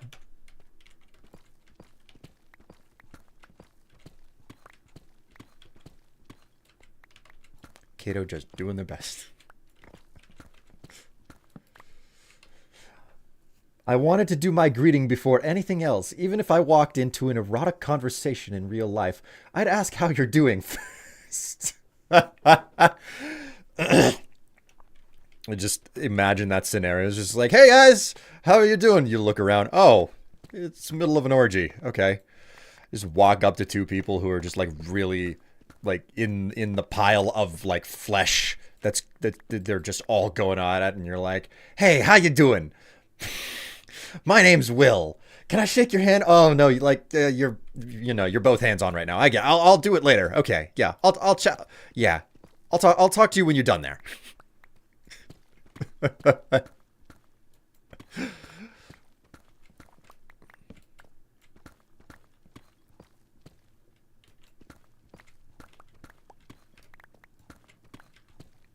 Just move over to another person. Hi, miss. My name's Will. How are you Well, I get the feeling that you're not going to be able to talk back to me. Your mouth is full right now. You know what? You know what? I'll be right over here whenever you're done. Just like the most the most awkward way to try and introduce yourself at an orgy. God. Fucking Christ. Uh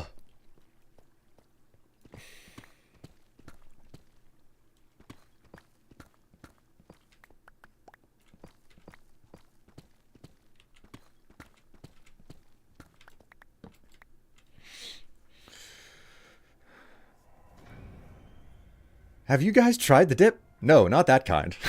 Very wholesome. Fun fact, if you organize an orgy, it's more likely to turn into games night. Like, here's the crazy thing. I've stumbled across, like, people talking about having gone to orgies in their life, right? And they're like, well, yeah, I mean, there's a ton of sex, but usually if you're gonna attend one, usually if you attend more than one, you find out that, like, it's kind of the same people who are always attending, and well, you're not going at it the whole time, right? So eventually, you know, you have to take a break and you just kind of sit around and you talk like it's any other normal party. And then, you start discovering that, oh, like, your name is actually Steve, and like you're in data analytics and stuff like that. It's like that's the whole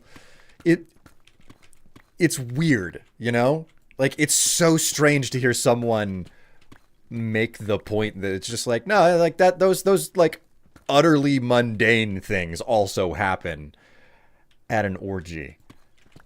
And you just kind of talk with people, because what else are you going to do in the downtime, I've never been in an orgy.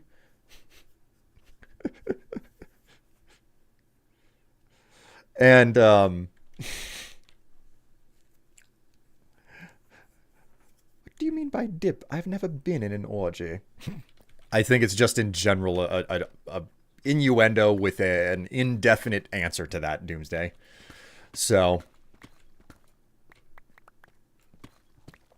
I'm innocent and pure. What the hell are you doing at my stream then?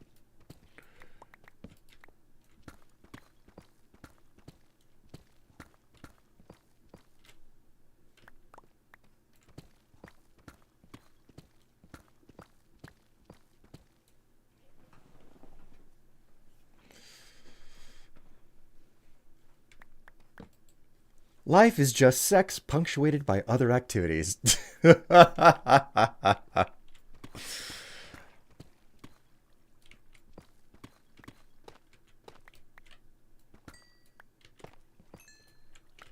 Like, you're not wrong, Or although I attest that it might actually be the other way around. One,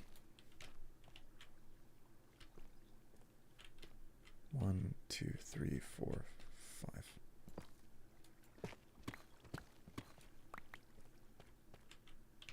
All right, cool. That little branch is done.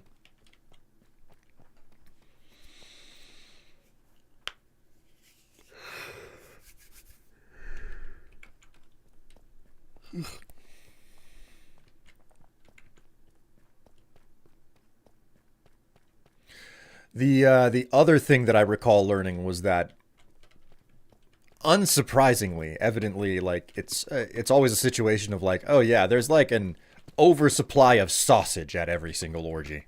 Like, there's never enough,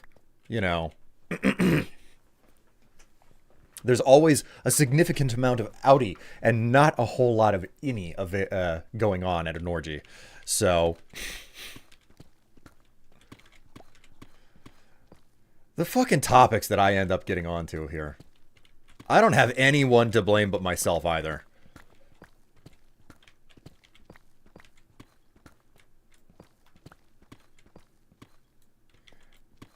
Never enough pantries and too many sausages. Too many sausages and not enough refrigerators to put them in.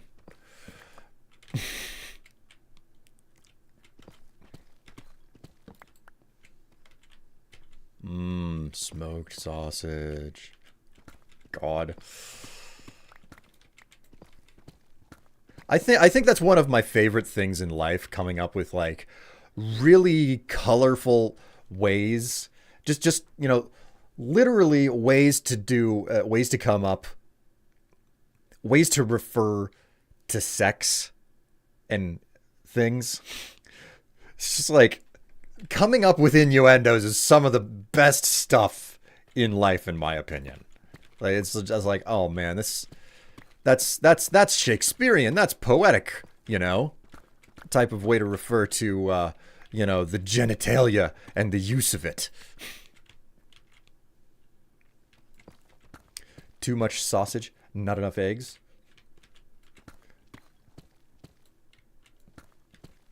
My power has returned hours later than it should have. Well, I'm happy that you're no longer in the dark.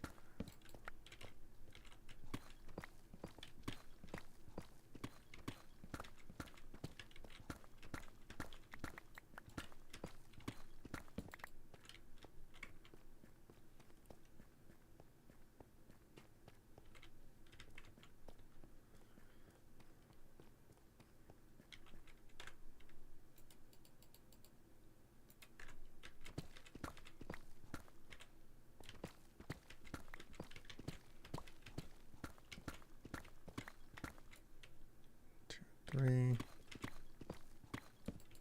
There we are.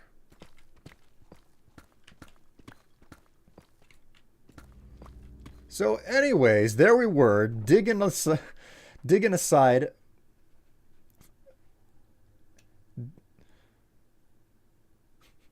So anyways, there we were digging. Ugh, God, if I could only read things properly. So anyways, where were we digging? Aside from in the gutter. 1, 2, 3. I am digging around basically at the bottom of the map at the original like starter area of my Minecraft server. So 1, 2, 3. All right, cool. That is the end of this particular branch.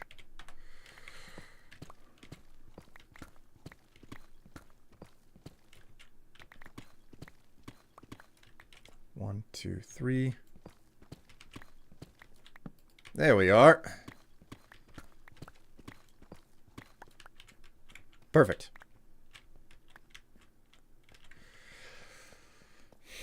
All right, and now my inventory is so chock-a-block full that I have to be ready to mark that with 4 torches.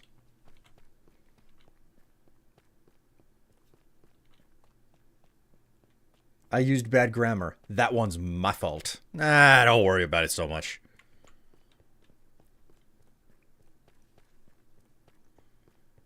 You beat Dagoth by the way. Man, did you, like, go through and do as much of the side stuff as possible, or did you, like, just mainline the primary quest? Because I remember you talking about the Mages Guild not long ago. I'm gonna have to go downstairs and get more coffee soon.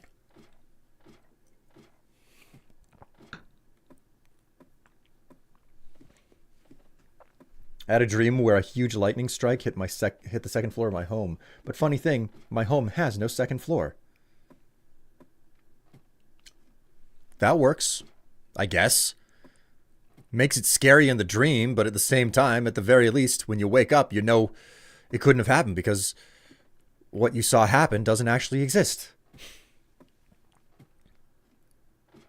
On a different note, I was very entertained that the last time that I got a hundo and things changed on the wall behind me, that there was actual real disappointment in what went up on the wall.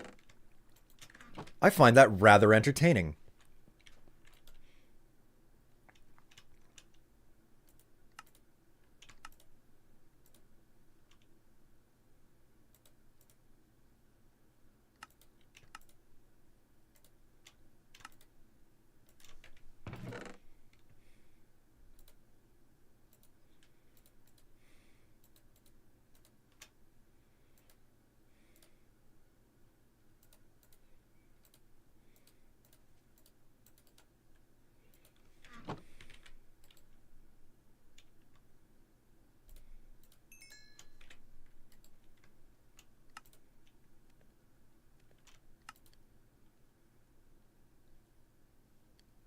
The block of iron.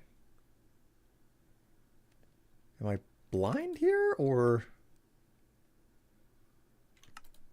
block of iron looks a whole lot like Deep Slate in this texture pack.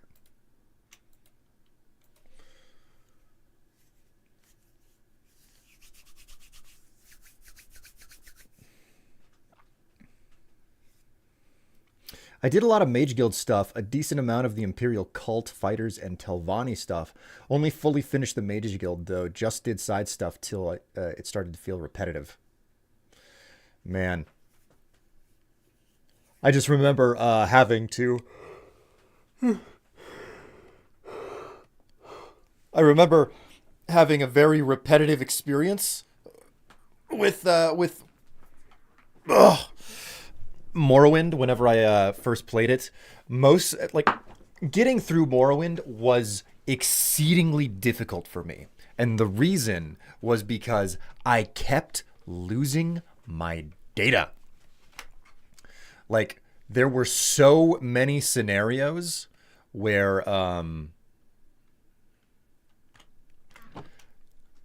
for whatever bizarre reason, my saves kept getting wiped or lost or something.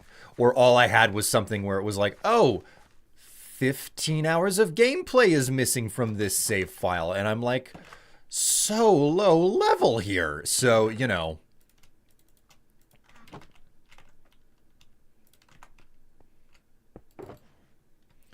Took me an age to actually beat the game for that express reason.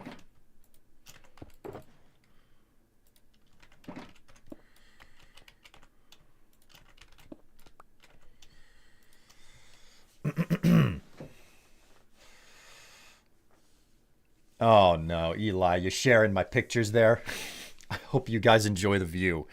And like always, I'm open to feedback on any of the photography that I've done. I do enjoy hearing what people think. Oh yeah, I meant to do something about that. Ah, you redeemed swap wall pants. Dreams provide amusing stories for friends. They can indeed. All right, so Storm Mage, what pray tell would you like to be swapped up onto the wall there?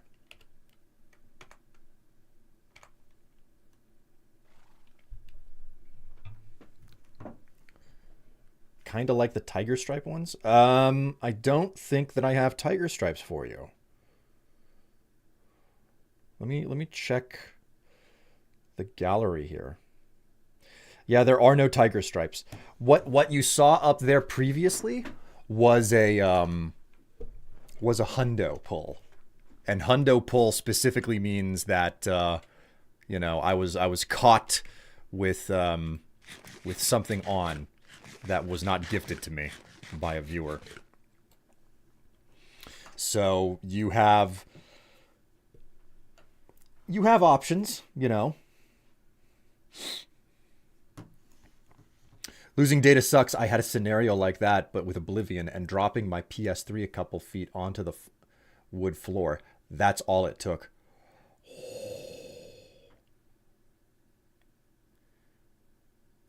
You're wearing the tiger stripes, aren't you?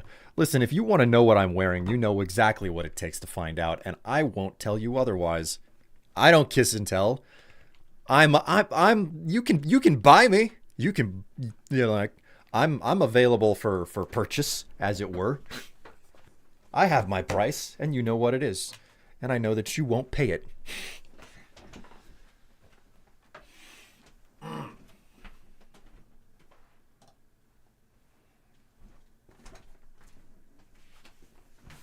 All right, so we swap them out again. If you guys missed it the last time that it happened, this is what went up onto the wall. There was some very serious disappointment whenever this went up on the wall. It was like, oh, that's boring. That's incredibly boring. I don't know what to say, man. It says cocksock on it.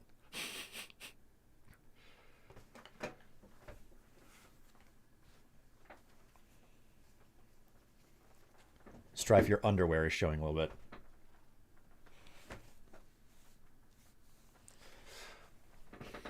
Whoops.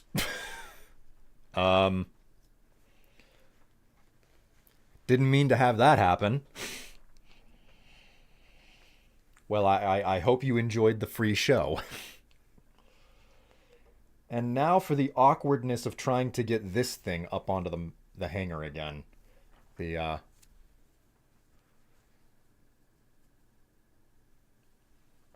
mookini, as it were.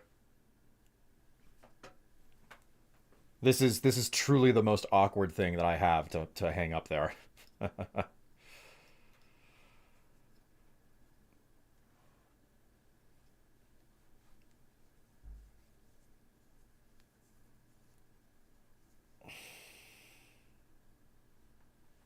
Okay, there we go.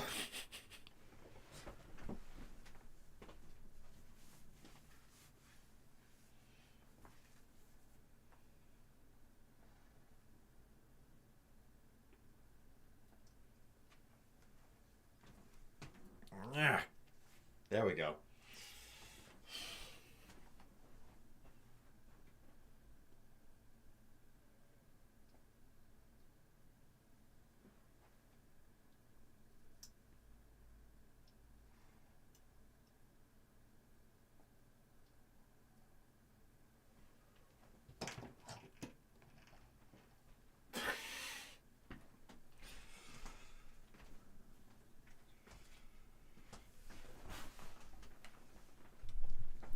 Shame it's too small. Yeah.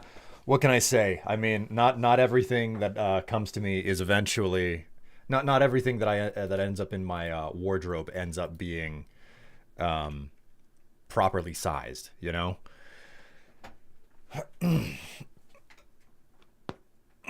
Woo. But I mean, at least I do have a nice piece of clothing over here that I can make use of in the future, or preferably this week. I'm gonna try to do a photo shoot this week. So, anyways, chat. Listen, we ran out of music a bit ago. I'm gonna fix that once I get back. But for now, what I'm gonna do is I'm gonna put you guys out to a little bit of music, and I'm gonna get a refill on my coffee. So we'll be right back.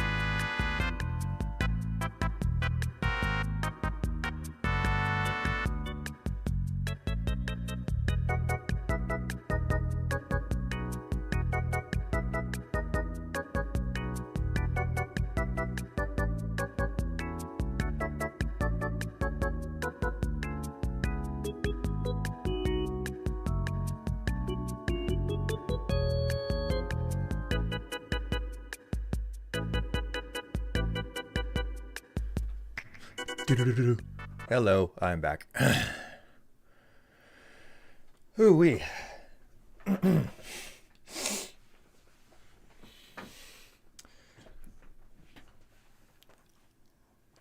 So am I getting the vibe that there's a desire for me to wear the Mukini even though it's too small? Oh, there we go.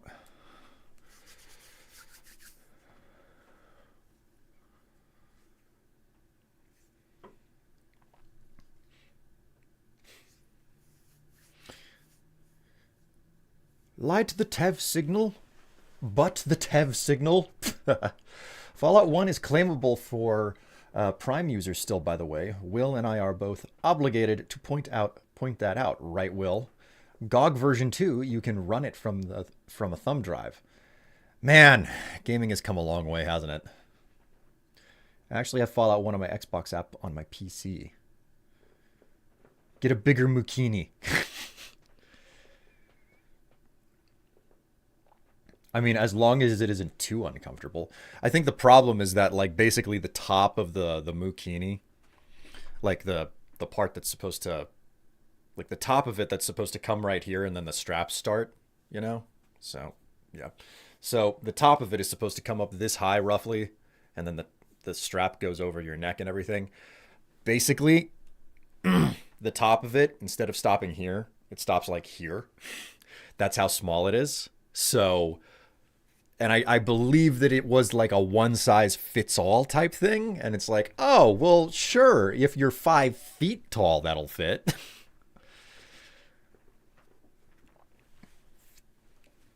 Oh, my. Yes. Yes, that's the situation. So. But like I said, like the dress is a thing back there. And... I mean, is there anything actually on that throne list that's worth being concerned about? Yeah, the ginormous pair of panties are gone. Like they were, those were supposed to be something that was a swappable for the flag situation, but they ended up going out of stock. I couldn't find any more, so.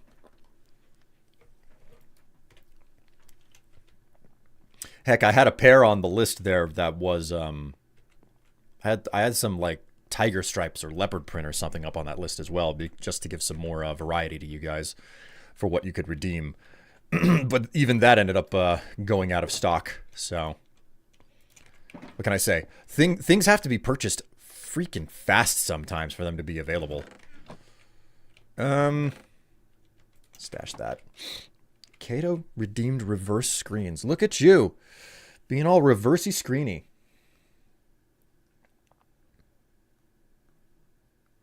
There we go. Reverse screen redeemed. Oh no. I have to fix the size of the video here.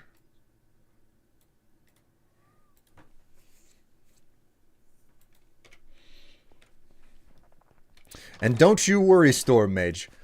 Things being uncomfortable, like that's never a real serious concern for me.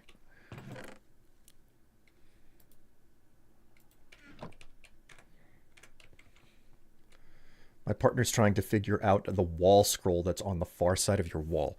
You talking about this one next to my finger here?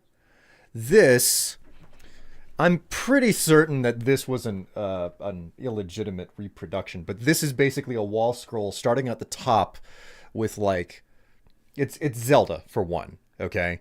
But it starts at the top with like the three the three goddesses, and then it basically goes down through all of the Zelda games until you reach the very bottom with Twilight Princess. And I think when this came out, Breath of the Wild was not a game yet. So it covers all the official Zelda titles just before Breath of the Wild. So that should have been up to Skyward Sword, I believe, because Fi is in there as well. Or at least I think she is. Oh yeah, I totally see Fi up there. So it's a really, really big picture, but if you search like um if you search something akin to it, it's like, you know what? I'm very curious now.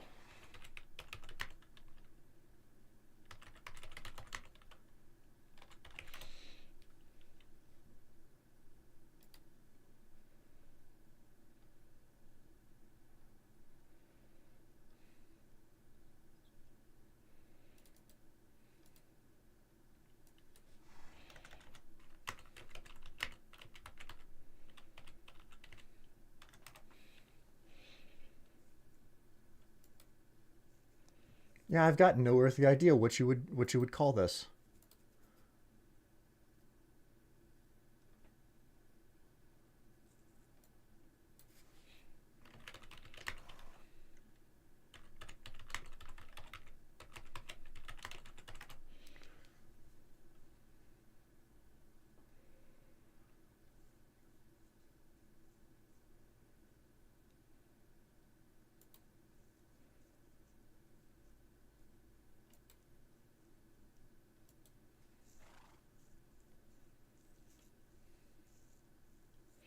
Here we go.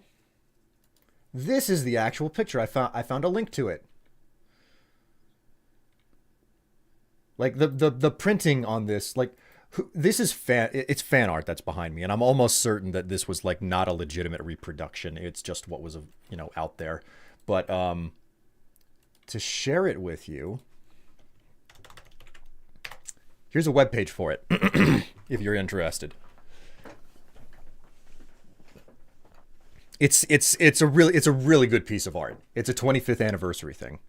The rotini pasta holds the sauce really well. Oh, does it now? Isn't rotini like corkscrew? I think it's corkscrew.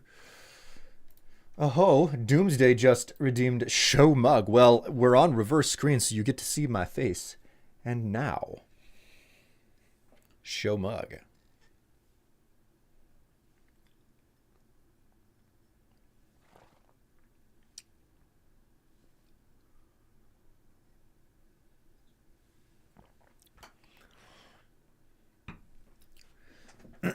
Wow, yeah, thanks for finding that link. It's some fantastic art that's just like it's intense, man. There are so many details. I realize now that I need to get some more music going for you guys. Um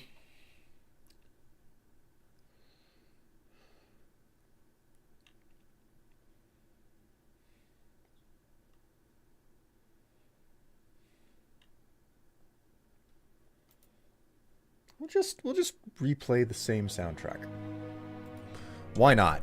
Why not? Okay. Enough of that. Let's actually get back to work and start mining some more. Hee Link. Yes, Link. I think that this is the one that goes all the way down to the bottom of the map. Yes, it is.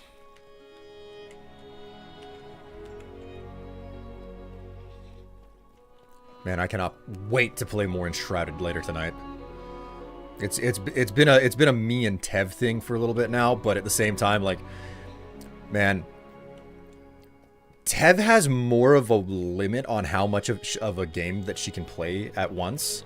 And Enshrouded, like, I could sit there and play it for 12 hours straight.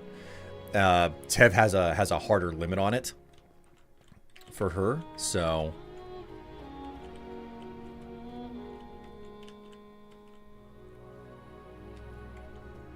wait a minute. I know that I marked the spot where I was digging. Here we go. Here we go.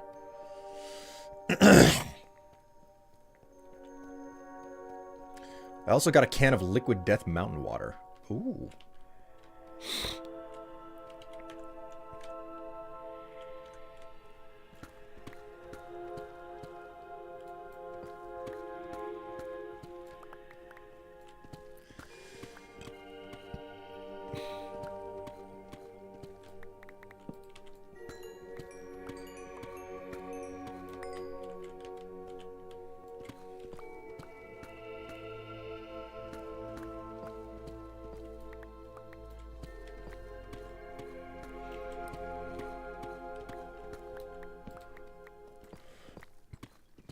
Do I hear Skyrim music? No, you do not, Doomsday. You hear Enshrouded, the soundtrack for Enshrouded. Okay. 1, 2, 3, 4, 5, 6, 7, 8, 9, 10. What the fuck, even? Did I miscount this shit? I think I miscounted this shit. Yeah, I totally fucking miscounted this shit. And I miscounted this ages ago. Oh my god, there's supposed to be 4 torches with at an interval of 10. This one has been placed at an interval of 5. Ah, fick. How wonderful.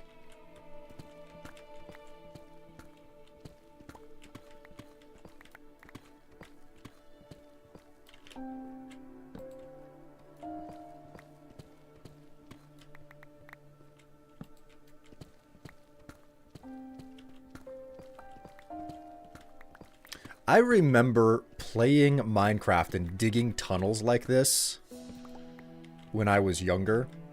And my niece, she loved watching me play video games. I was like the cool uncle because I always had all of the fun video games and stuff. And I just remember her being very entertained because, you know, like, she was like, I don't know, 2 or 3, like I don't remember how old she was, but she was small enough to sit in my lap while I could still like put my hands and stuff on the keyboard and the mouse. And back then, like, lighting was a bigger challenge in Minecraft, so I would dig 4 blocks, 1 2 3 4, 1 2 3 4, and then put a torch down. And that's how far apart I put my torches in my mines, just to make certain that they were as spawn proof as possible.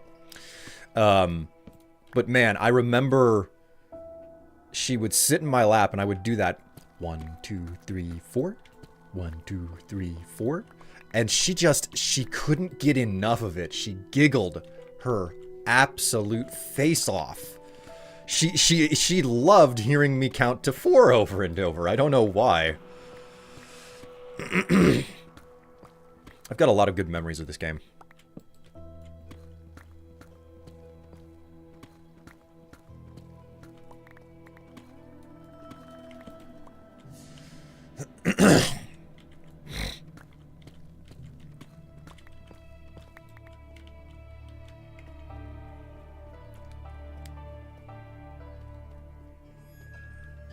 I love little kids. Man, kids are great. Kids are great. They're incredibly they're awkward. They're awkward and they're just like they're so like they're wide-eyed and unaware of anything around in the world, so they're just taking it all in. And you know, seeing that and the way that it's just like, man, the world has not wrecked you yet. That is nice. That's just a nice thing to see.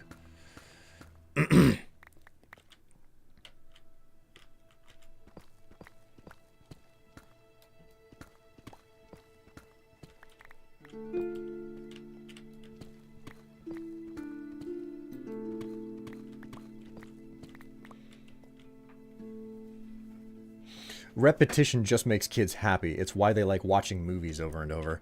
Yeah, it does. And I mean, I suppose that that's a very human thing as well.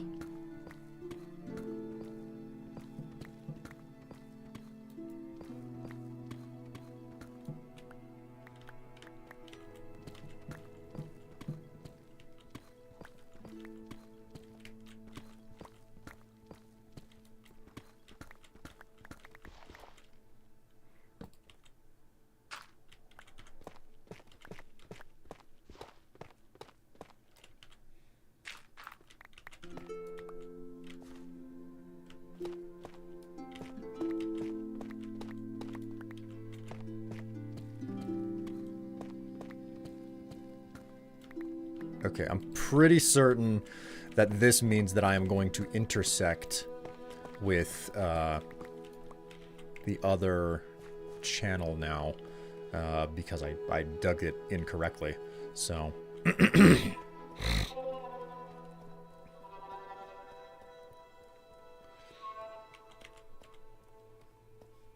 I actually used to be a teacher's assistant in a preschool for a class in high school. Really? How did that go for you?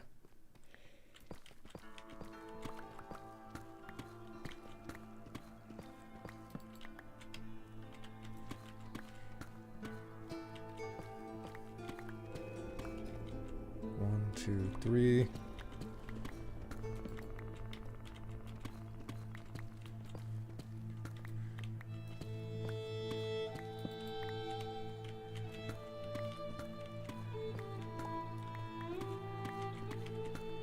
God, this music is so good.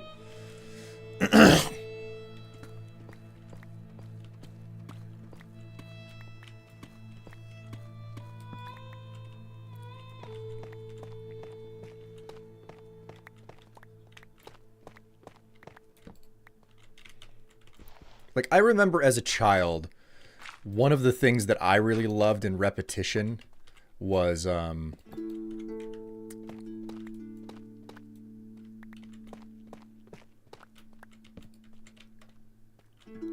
it was an Ernest film. I don't remember what film it was exactly.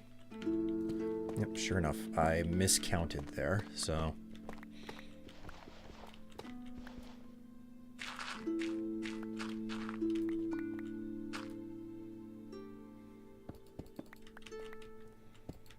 But I do remember it. I remember watching Ernest films way back when I was young and watching a lot of them.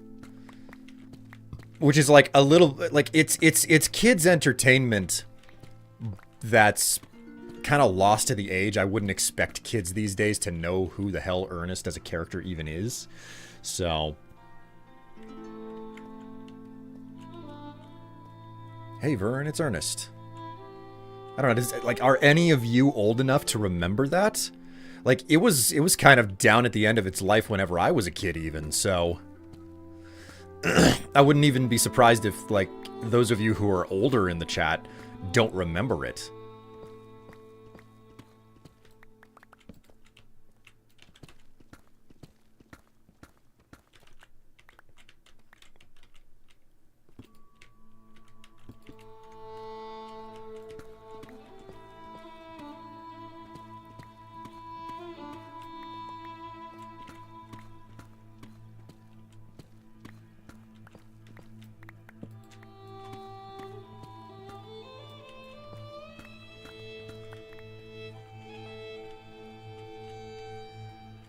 So, Ernest was a character who wore a tan cap, a heather gray t-shirt, and then he wore blue jeans and a jean vest. You know? I have vague memories of Ernest, maybe. It was a cartoon, right? No, it was live action. It was live action. Ernest was a character who the comedian Jim Varney came up with. You would probably best know Jim Varney as the original voice of Slinky Dog in the Toy Story films. Sadly, he passed away before they made the third one, so like it's someone completely different doing the voice of Slinky Dog from there. Wait a minute, was Slinky Dog even in the third film? I don't remember.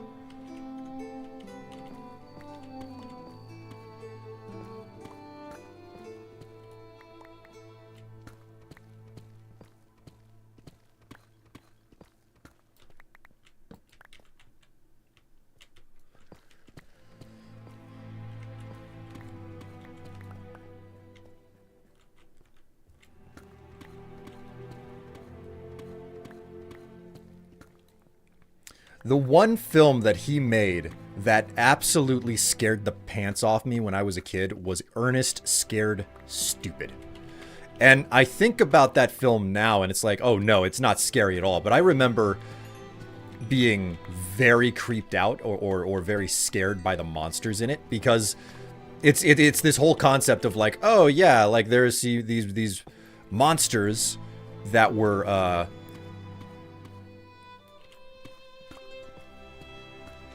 there was this monster that was like sealed away, and whenever the monster was sealed away, he he like cursed the person who sealed him away, and it was supposed to be like Ernest's great-great-grandfather or something.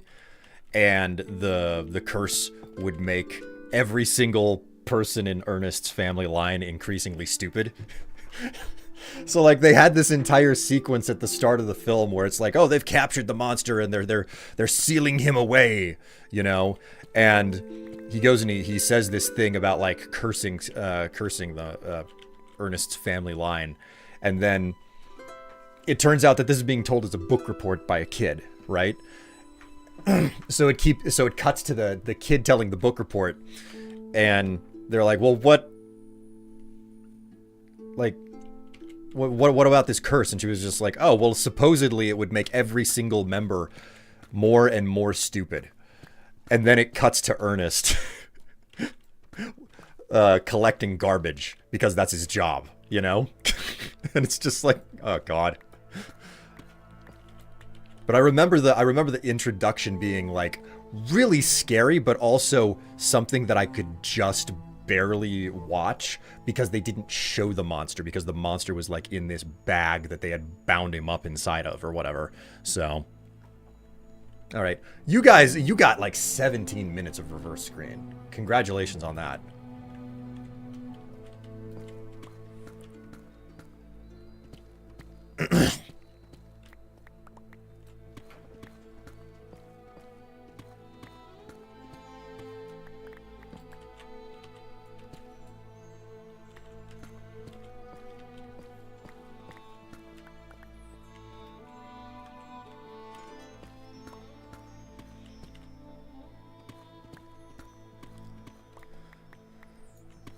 Lee.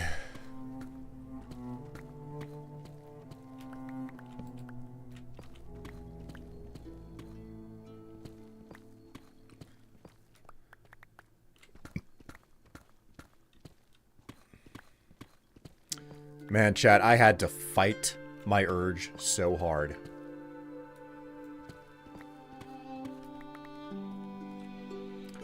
To grab a donut whenever I went downstairs. Strife, did you ever go to the Yogg Towers when you were in the Yogscast? No, I did not. No, I did not. I remember Wishbone. Yeah, I watched Wishbone as well. I remember there was like the original season, I guess, where like Wishbone's owner, the boy named Joe, was like much younger, and then they did like a second season or something, and he was a whole lot older in the second season.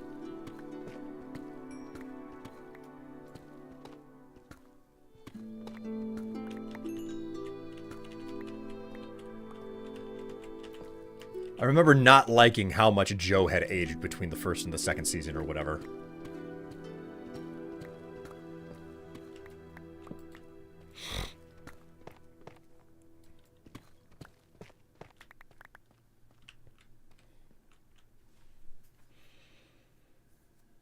I remember Bear in the Big Blue House. You see, that one was just after my time for, like, the kids' shows. Because I remember Bear in the Big Blue House was a really, really big deal. But I either didn't get it because I didn't have cable, or I didn't get it because, like, I was like, oh, that's kids' show. I don't watch kids' show anymore. I'm too old for that stuff. You know, like that choking on your, like, pride type situation that you'll do whenever you're growing up.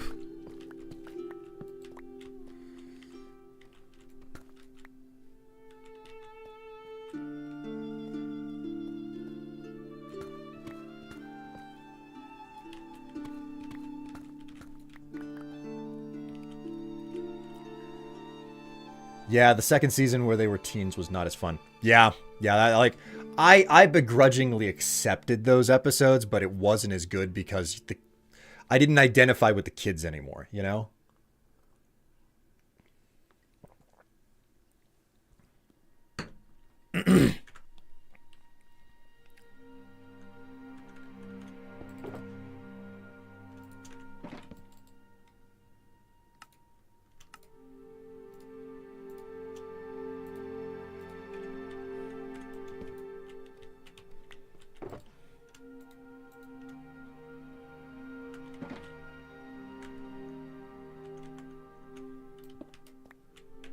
All right, well, there's an entire set of tunnels dug.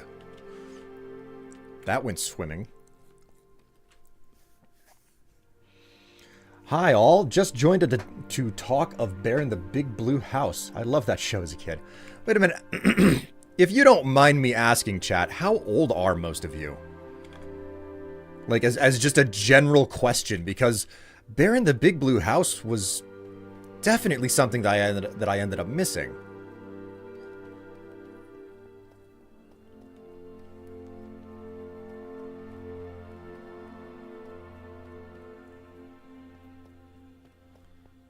Oops, went too far.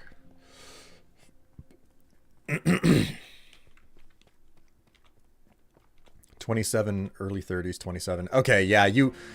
So I have a bit of a story here, right? I transferred schools whenever I was halfway through high school. Okay, so halfway through high school, I transfer schools. And in the new district that I'm at, state history and like the way the curriculum was split up was history had state history and it had ancient history. And the original district that I went to, ancient history was a senior class and state history was a freshman class. Then I transferred to the new district and they were flipped. State history was a senior class and ancient history was a freshman class. So I get to my freshman year and I have to take ancient history because I don't have that credit yet. So I go as a senior, I go into a freshman class. It was one of the strangest things ever. But like I kind of sucked it up and was like, okay, so I'm the most senior kid here, and that's how it is. And God, like it became clear to me how much older I was than a lot of my peers in that class because of the stuff that they were like really, really hot on and the things that they talked about. And I'm kind of getting that a little bit right now as a lot of you are like, oh, you know, I'm like early 30s or late 20s. Meanwhile, over here, I'm going on 37 this year, you know? It's not exactly comparable, but, you know, whenever you're as young as you are in high school, 2 years of age difference feels like an enormous gulf. But in that case, it was a 4-year difference. So I was an older senior too. Like,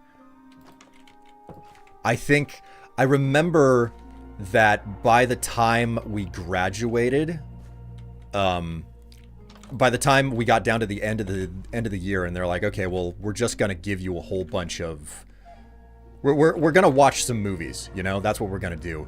But this is a rated R movie, so we have to get your parental guidance slips, you know, approval slips.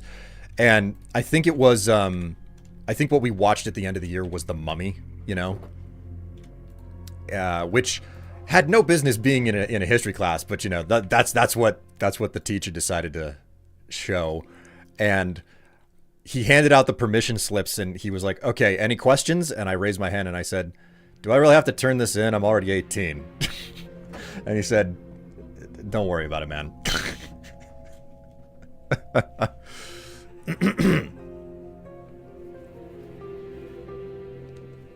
I changed schools partway through too, ended up missing out on swimming lessons.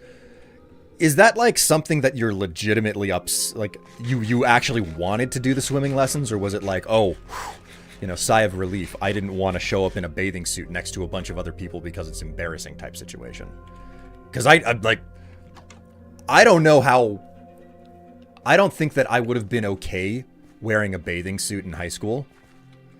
Like, it's taken me a long time to be like, oh no, like I'll basically strip down naked and let people look at me. I'm fine with that. I wasn't like that for a long time, so.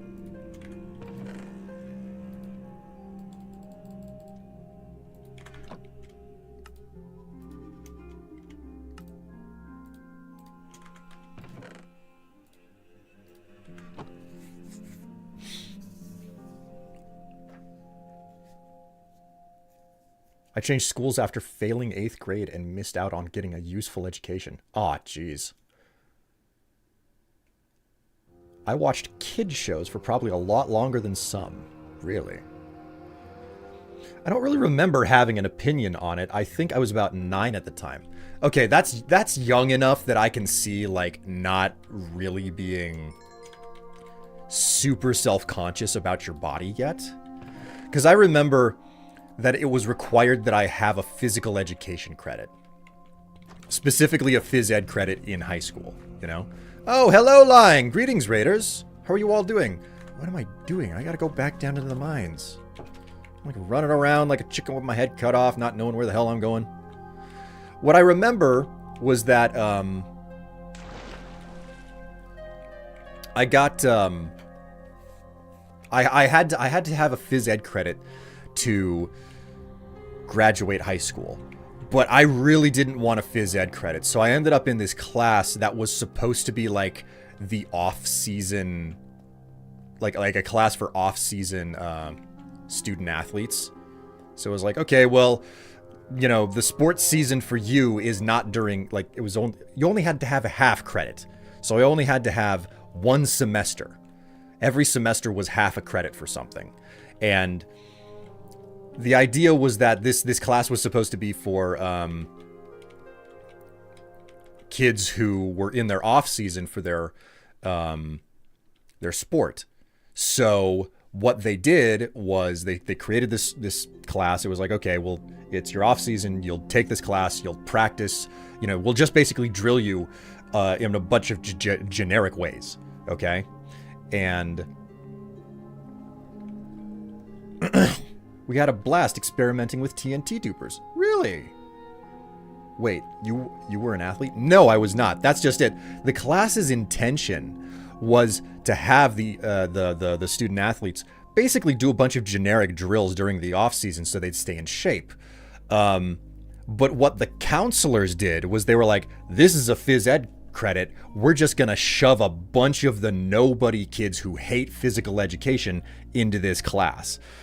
And that pissed off the teachers plenty. They tried really hard at the start of the class to try and get all of the... Because I was a punk, okay? I was a punk. I wore big, thick, black baggy pants. Like, I wore nothing but black all the time that I was at school. With, like, cargo pants and everything. And, like...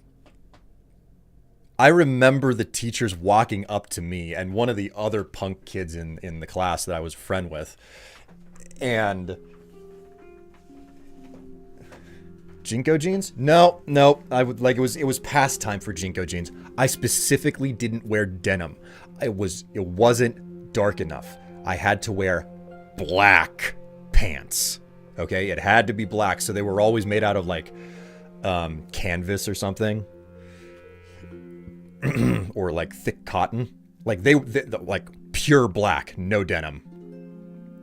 But what happened was I was sitting in the bleachers because, you know, like it's in the gymnasium, and I remember sitting there with one of the other kids who had a similar aesthetic to me, and the teachers walking up, because it was a pair of coaches who ran the class, and they were like, we're trying to get, you know, like what else would you like to do?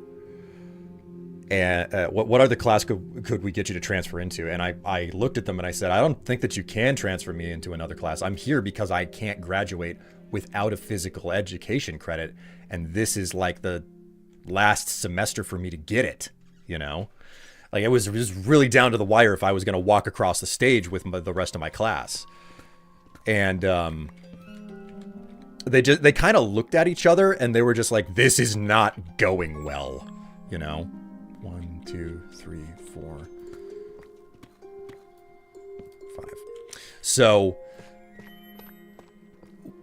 the point of my story being that was the one phys ed credit that I had to have in order to graduate. It was in my senior year of high school. And the teachers basically said, you have to wear shorts in this class, you know? And I never wore shorts to that class. I did the physical education. I did the jumping and running around and doing stuff, because to call it a class would be like really generous. It was not a class. It was like a bunch of high schoolers hanging out in a gymnasium, randomly throwing basketballs at the hoops. That's all that it was. Nothing else. So I was too uncomfortable to wear shorts at the time, you know? Which gives you an idea of how much I've changed since my high school years.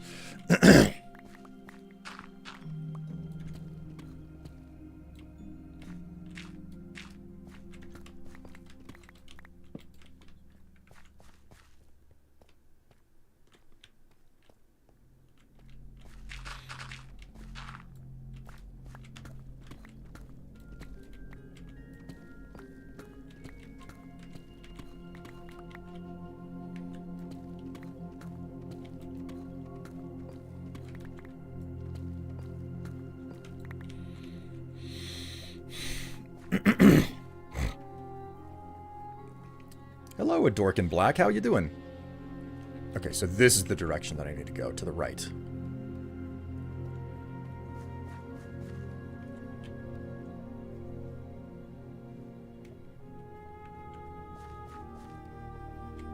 And then, okay, so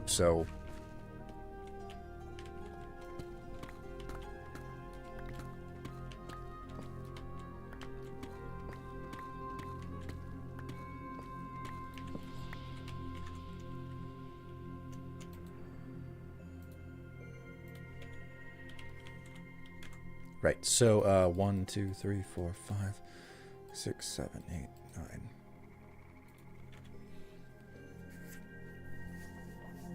In my later years of school, we got to pick what we did in PE. One term, we went to our local leisure center and used their dance mats. I think Dance Dance Revolution. Oh my god. You saying about getting a permission slip to watch a film reminded me of the time I watched a film called The Island in my reclass. What on earth was The Island? I'm okay, in the middle of moving, a process, and a lot of growing up. In the middle of a moving process and a lot of growing up. Well, I mean, nothing like changes in life, you know? Some changes come, like, suddenly and without a lot of pleasant... It's not pleasant. And other times, you know... The change is much desired. And by choice.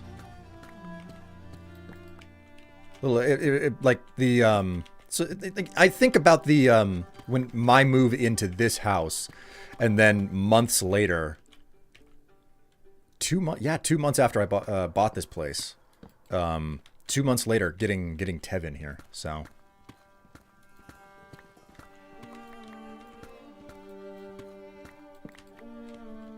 but yeah, I mean, how's that for like change and growth on my part, like. Being so incredibly self-conscious and just like, no, I refuse to wear shorts, to like being this guy on the internet who's like, no, it's fine. You want to see me wearing women's clothes? That's cool. You know, you'll pay me to do it, but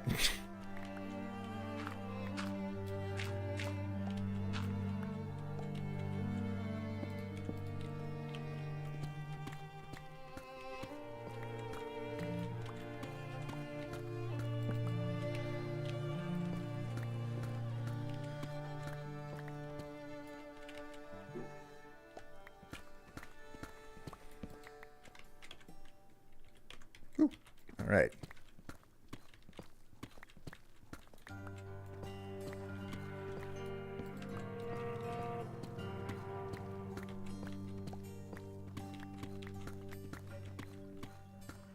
How did you and Tev meet? Tev and I actually met under the most unique of circumstances. Basically, I have a Patreon, okay? And Tev was a patron.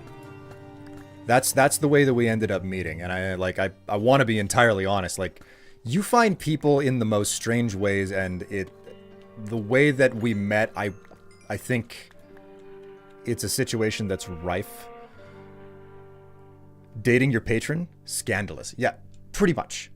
Pretty much. That's, you are summing it up you're making it a lot more succinct there, Lying. Greetings, Tiffy Tats. How you doing? Welcome to the stream.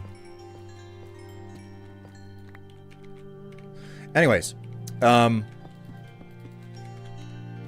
basically, I have a Patreon, and Tev was one of the patrons, and basically, all of the patrons were getting, like, I wasn't running a community at that time.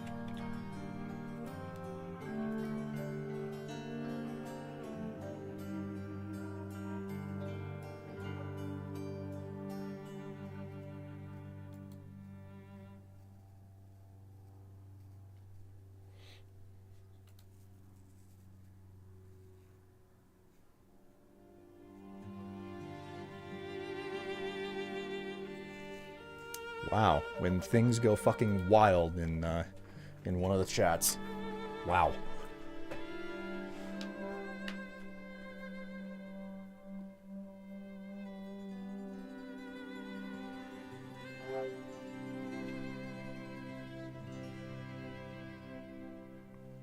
What the hell was I talking about? I just had something completely derail me.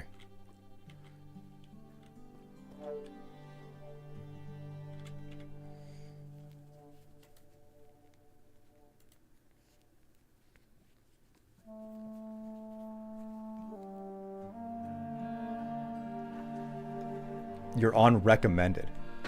Oh boy, no wonder. That's unexpected. You're getting trolls from the recommended page. Okay. Okay.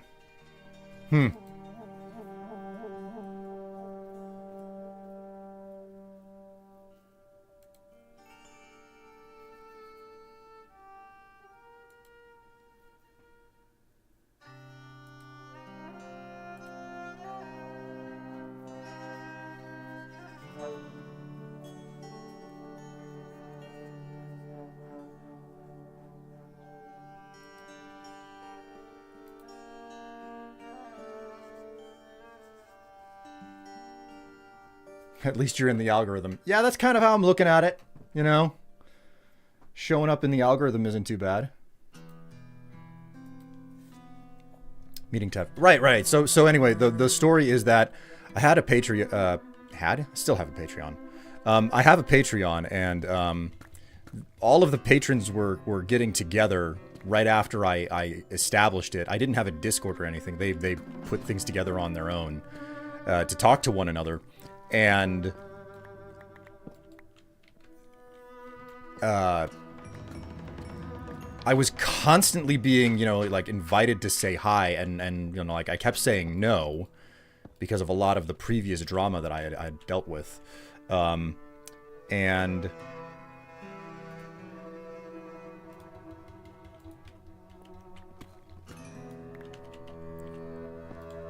eventually, like, I broke down. I was like, okay, I'll get, I'll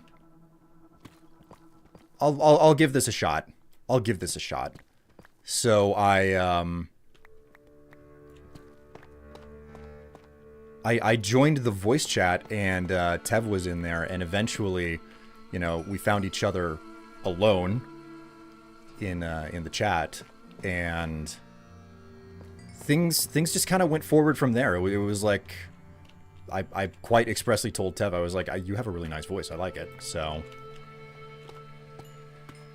we reference back to that night often enough. It was very serendipitous the way that it came across. So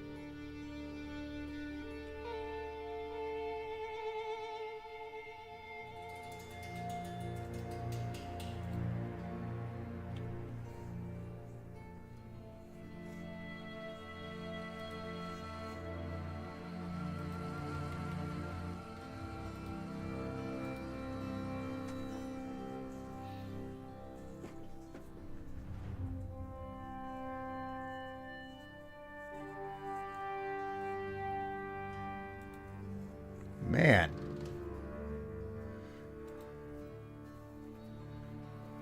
Is this what the recommended page causes? I mean, I guess so. I don't even understand why people are... why it's happening. That is freaking weird.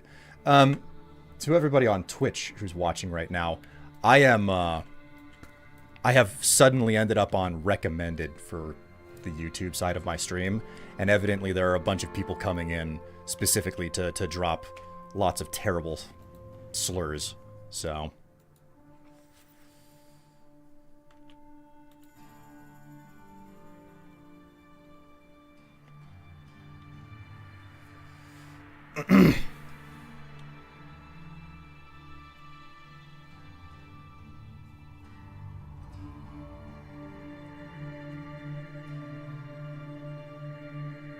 Burger Planet sent racist trolls. Huh. Okay.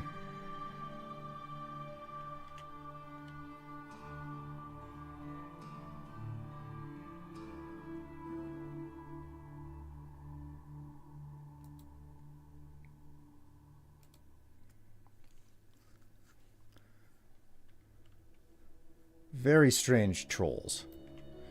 Twitch is a lot friendlier than YouTube. Well, I don't know about that. There's been a pretty decent number of terrible individuals on YouTube as well. Where the freaking hell was I left behind?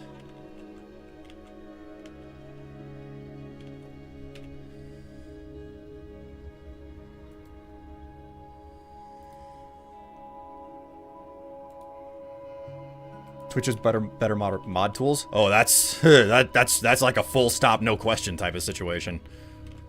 Okay, so this is where I was. Go ahead and finish.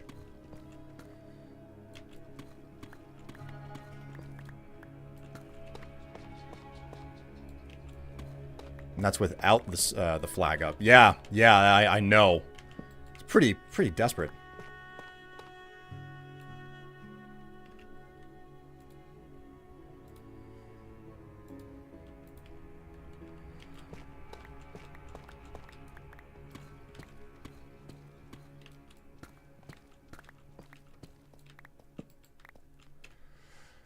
Okay.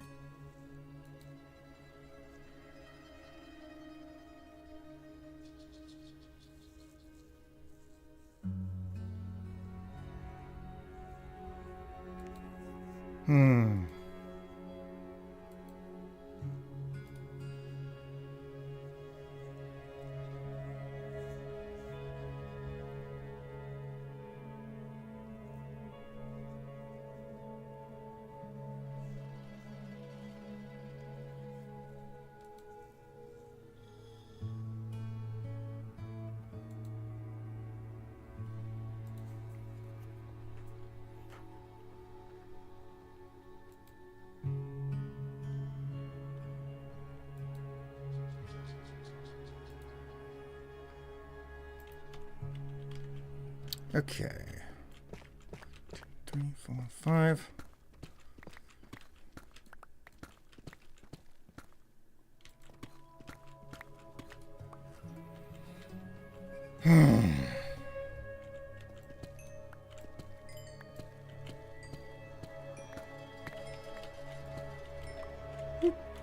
All right, redstone. My favorite.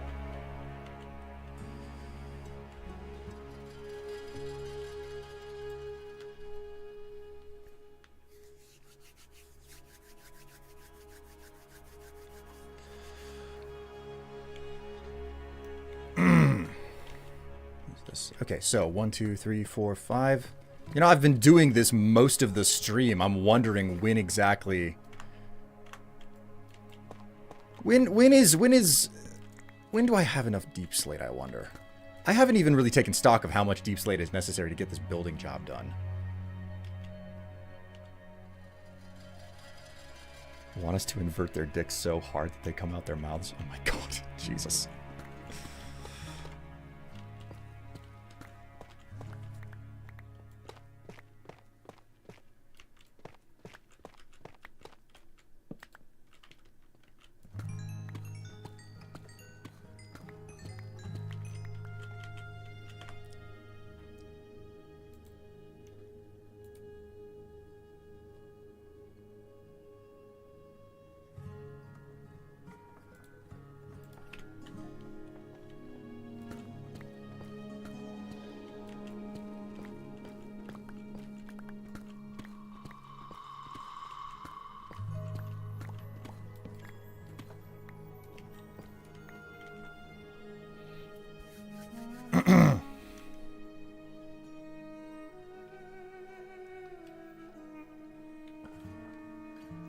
You're not silk touching the redstone?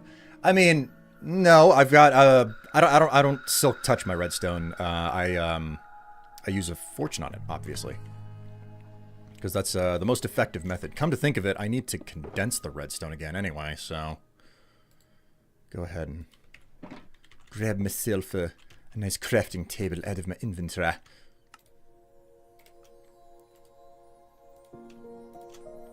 Oops.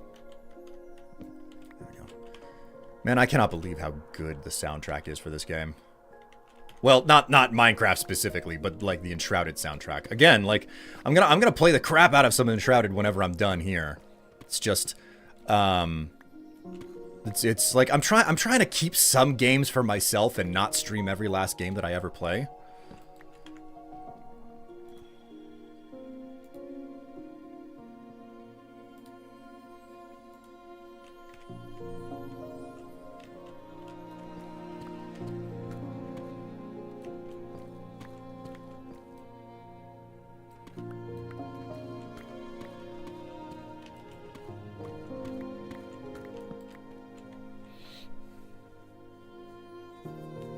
You have to pay him to silk touch your redstones. I'll silk touch your redstones all night long. If the price is right, don't worry about it.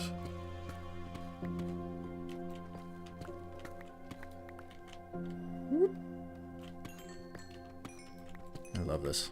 Fantastic.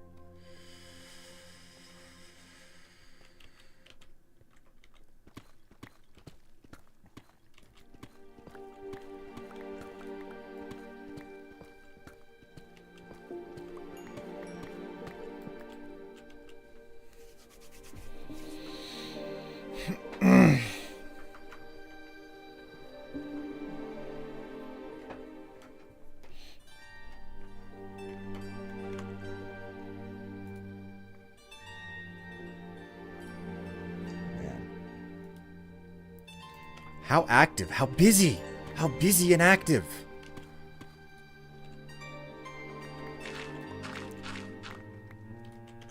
Man, I haven't had to clear out a troll raid in a long time.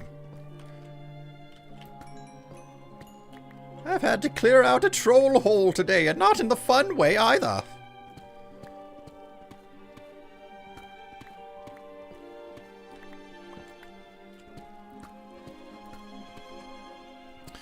You see, something that I've come to understand, chat, because like this is pertinent to like what I've been dealing right now. Sorry if I've been a little bit quiet. I am not new to the online space, okay? Not new to the online space in any capacity. So one of the things that has absolutely become abundantly clear to me is that you have to clean house, okay? And I think it's best defined, demonstrated by a particular tweet that, you know, it kind of floats around a screenshot of it for a long time. And it was a story of a guy who was in a bar, you know, not necessarily, you know, like a super friendly bar, one of those types of situations where you go in to get a drink and the bartender tries to ignore you and you try to ignore them. And that's just the environment, not necessarily bad. Anyway, guy's sitting at the bar. And then all of a sudden, this other guy comes in, sits down 1 or 2 seats away, and the bartender goes up to the guy and says, "Get out," you know, and the guy who sat down is just like, "I haven't done anything wrong. What the hell's wrong? Like, I'm just trying to be a patron," and he's like, "You get the hell out of here right now," you know. So, bartender just won't even serve him a drink, tells him to get out immediately, and this puzzles the guy who was already sitting at the bar. And he's like, "So, why'd you kick that other guy out? I don't understand." And the bartender proceeds to tell him, "Oh, well, he was clearly a Nazi. You could see all of the tattoos and shit all over him. But he was the quote-unquote nice Nazi that showed up first. And then he brings in a guy who's probably just as nice, but then, like, before long, the not so nice ones start showing up, and then the even less nice ones start showing up, and before you know it, you are running a Nazi bar, and cleaning that up is a real challenge. Pretty simple story, okay? So, I have come to understand that that story fully applies to managing an audience, okay? Making certain that you do not allow malcontents and reprobates to set up shop in your community. Because make no mistake, if you don't make a hard effort for a space that you are responsible for to remain relatively devoid of bad people, and I just mean relatively speaking, the majority of the bad people that show up, they are pushed out, okay? If you don't do that, the community before long will end up controlling you. And I've had some hard lessons learned about like actually actively managing your community and making certain that people who push a line that's not okay have to go, you know? And I also know what it's like to be in a situation where it's like, oh my God, people are suddenly hanging out around me. This is good for the algorithm. People are seeing me, you know? I have an audience now. That's a really big and important thing for being successful as an entertainer. But I've also been at this for 16 years, and I understand now it's not worth it to be like, oh, I have an audience. I will forgive these types of not so nice statements, you know? It's the Nazi bar situation, an exponentially declining downward slope. Yes, exactly. So, and I only bring up this story because of what I just dealt with, you know? Those of you who are hanging out on Twitch, you know, my established community and everything, you understand who I am. You're perfectly fine. I get what's going on over on Twitch and everything. But,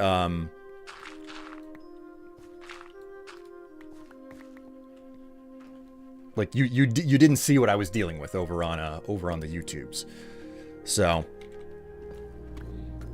to anyone on YouTube who is still hanging around, and you are, you know, maybe interested in hanging out for a long period of time, I don't put up with shit. You can understand that now. I can be quite dirty, I can be quite lewd, but I don't put up with bullshit. So, you know, if you see fit to come around and see me increasingly and over time, welcome to the stream, and enjoy yourself while you're here.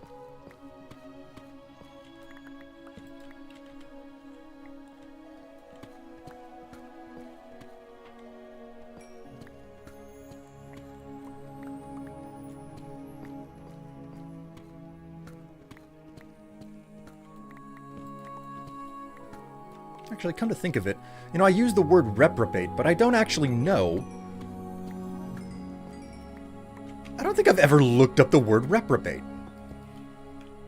That got me curious right now. Come here, Merriam-Webster. Reveal the secrets of the English language to me. Reprobate.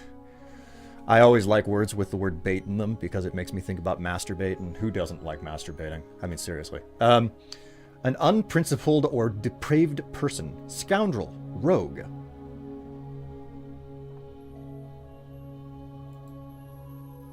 Pretty apt. Pretty apt.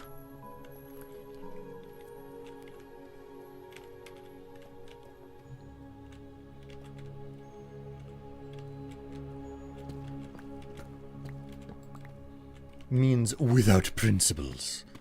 I wonder what the etymology on that is.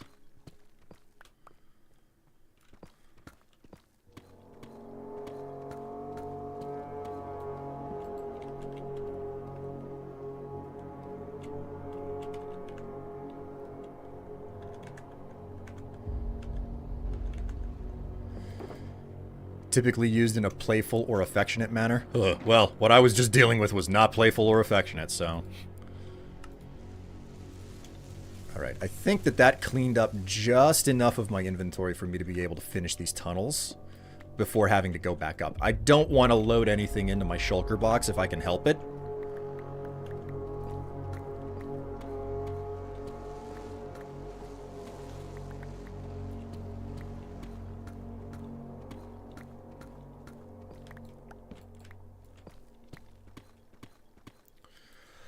From late Latin reprobatus, past participle of reprobare, disapprove, reject, condemn. I love learning about like where the words came from, what their history is, etc. It's so good. It's so entertaining to me.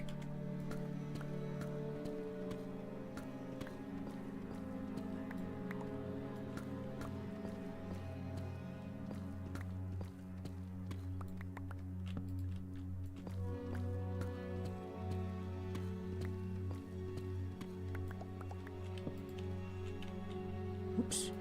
That was a torch too soon.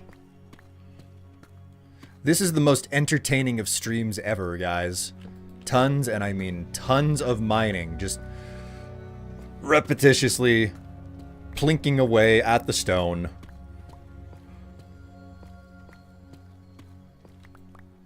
Alright, that should be the last one. Yep, sure enough. Middle English, first used in the 15th century. Man. Oh, so here's an interesting detail. Here's an interesting detail for you. Like, I, not too long ago, just finally finished reading Dracula, you know, Bram Stoker's Dracula from, you know, the late 1800s. And, man, it is just, it's wild. It is so wild to read a book that is more than 100 years old and have it be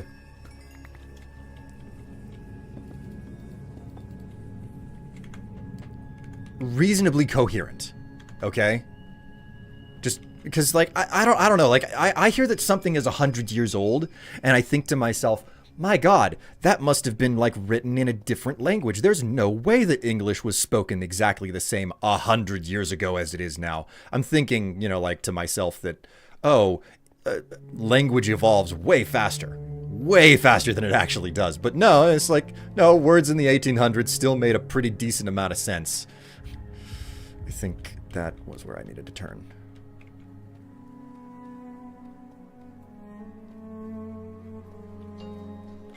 Whoop.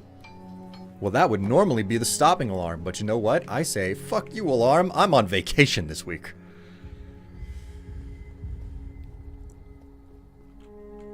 There we go.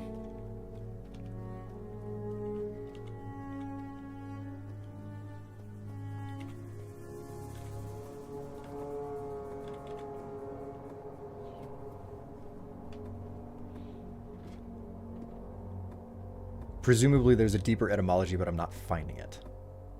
Yep, there's also a fair bit of stuff that was in the books and didn't make it into the reproductions. Really? Like what? Because like I think the copy of Dracula I had was printed in 2010 or something. I don't remember how long ago it was, but it's an interesting read. It's a compelling read. I'm amazed at how good Dracula holds up. And part of the reason it holds up so well is because it's from an iconic period, you know? Like, not just that the story itself is iconic and everything, and it's like, oh yeah, Dracula, the original vampire. Like, as we understand vampires today, in pop culture and everything. But man, so good. And it had me on the edge of my seat. Like, I'm really bad at reading books because I have a remarkably difficult time picking a book up to open it and read it. But once I have the book open, I'm like really good at just staying rooted to the spot and continuing to read through the entire thing.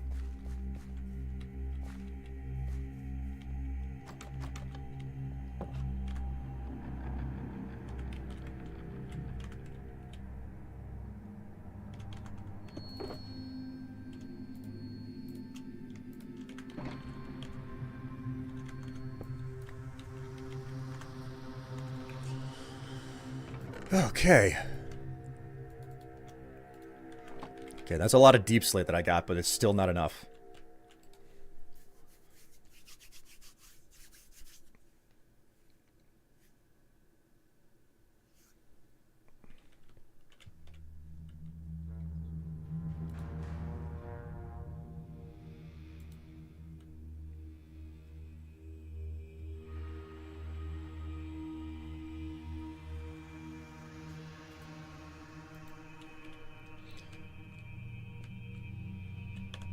Who would be more powerful, Dracula or Serana? That's a good question, and one that I don't think I really have a good answer to.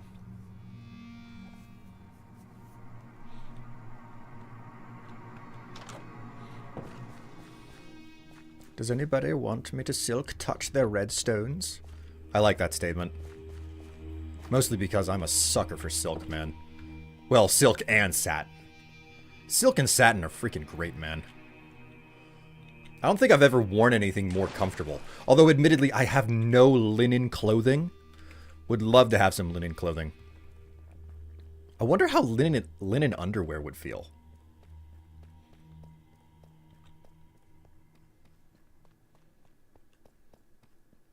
You're welcome, Will.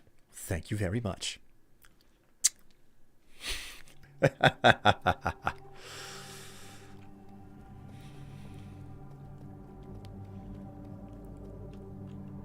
The next step after I establish an OnlyFans? Selling my used underwear.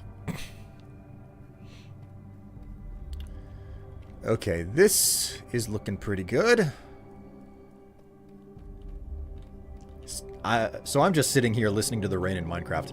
The rain in Minecraft is nice, but it could definitely be better in all honesty.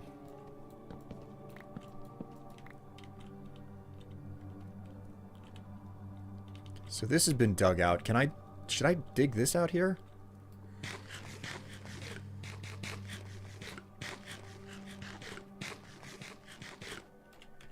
Man. Blast through all my carrots. Way back in the day, like 1800s and earlier, undergarments were made with linen. I would imagine that linen used to be a poor person's fabric, or so I've been told, you know.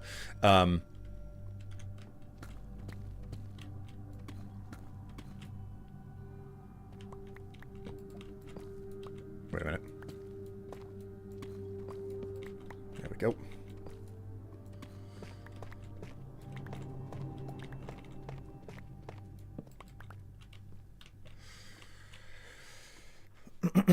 Because it's good at wicking the moisture away from your body and helps keep you cool.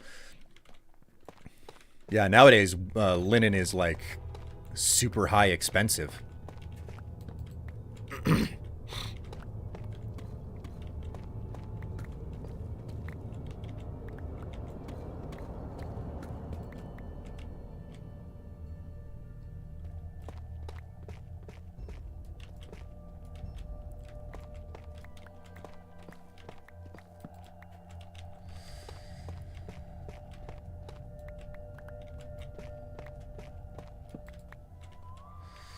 Okay, what are we looking at here? How many shafts are we up to now? That's 1, 2, 3, 4, 5, 6. So 1, 2, 3, 4. 4 more, and that should be the end of the line.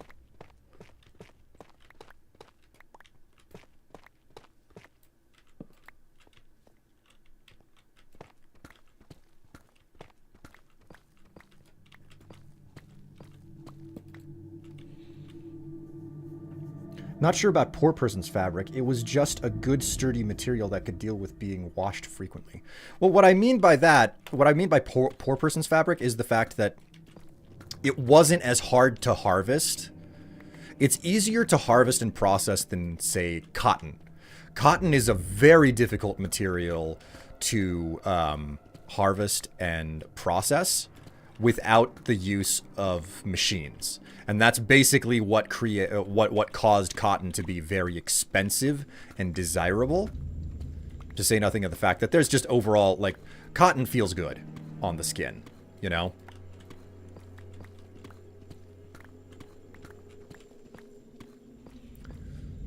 So cotton has its benefits, linen has its benefits, but linen is just basically, like, linen is flax, and you grow it, and you thresh it, and then you turn it, like, it's way easier to process linen, you know? You basically need 2 boards and another board in between, and you just put the linen in it, and then you jam the board down on it, and it breaks the husk around the outside, and you get the fibers on the inside of the stalk. It's not complicated what you need to do. It's really, really easy. Hence the reason why it's so useful. And it has all of those other properties that makes it a really reasonable fabric to use. But one of the major things that you have to worry about in regards to linen is slubs. Because linen fundamentally does not have this super even, like the threads and the fibers, they do not come out perfectly synchronous, as it were. Like the threads, some will be thicker, some will be thinner. Like there's more of that variation, if you will. There's a few costuming and historical sewing YouTubers that have done videos on the subject. I mean, most of what I understand basically comes from Tev explaining it to me, because she is a costuming. She's very much so into historical costuming and everything. But like you get slubs are a bigger problem, where you know you're weaving the thread into a fabric, and some of the threads are thicker, some of them are thinner. Cotton, because it's harder to process, you end up with a much more even weave, because of how much more difficult it is to process. It's basically, the hard part is way at the start of it, to get it to turn into thread in the first place, that you can actually weave, thus making it more uniform. I mean, if I'm entirely wrong, please do tell me.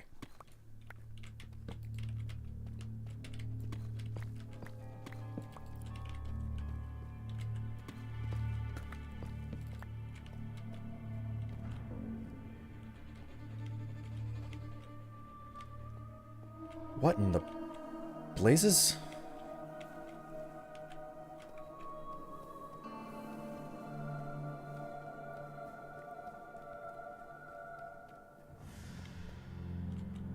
One, two, three. Okay, so 1, 2, 3, 4, 5, 6, 7, 8, 9, 10. 1, 2, 3, 4, 5, 6, 7, 8, 9, 10. 1, 2, 3, 4, 5, 6, 7, 8, 9, 10. Yeah, that's all correct.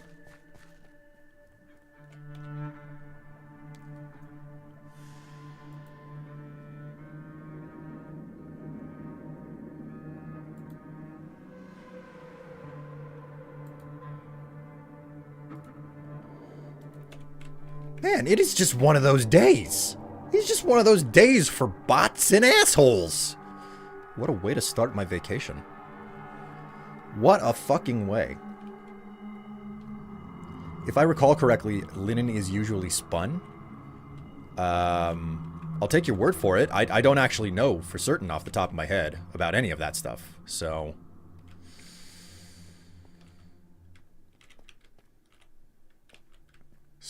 okay. It's not that this is bad, but,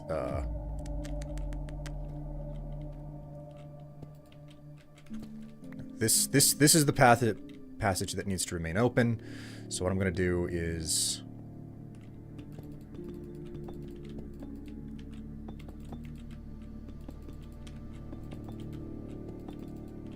like, this is using up the very deep slate that I'm trying to collect up, but I'll make do with it.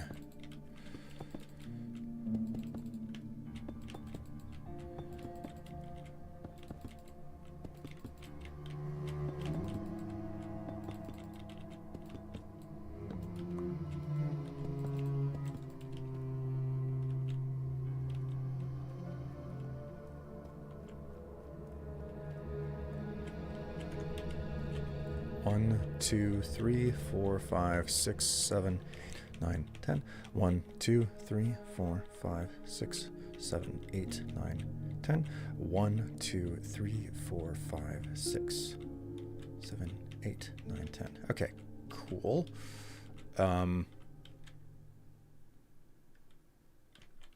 Interesting.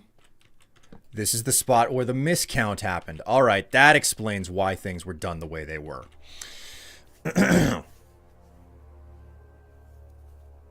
Apparently, I mean, you can spin any fiber. 1, 2, 3, 4, 5, 6, 7, 8, 9, 10. There we go. Now this one's going to be properly counted out. So 1, 2, 3, 4, 5. Oh, this is so much easier now that I'm up to this point. Man, trying to patch up my old freaking dig jobs because I jacked up my counting. Oh god. Oh god.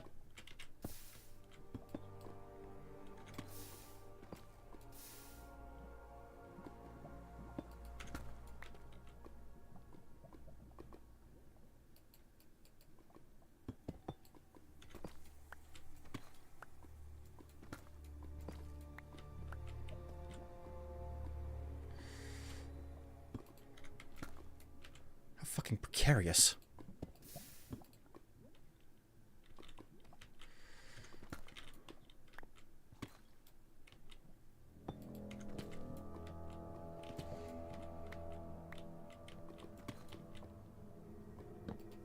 Dark as pitch in here, man.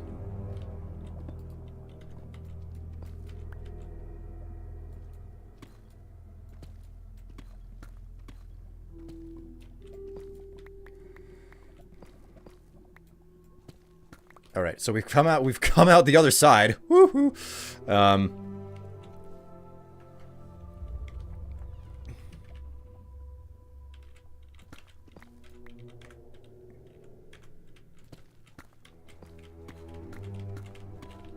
Go ahead and remove all of the stone along the bottom, and we'll deal with the stuff along the top in a moment.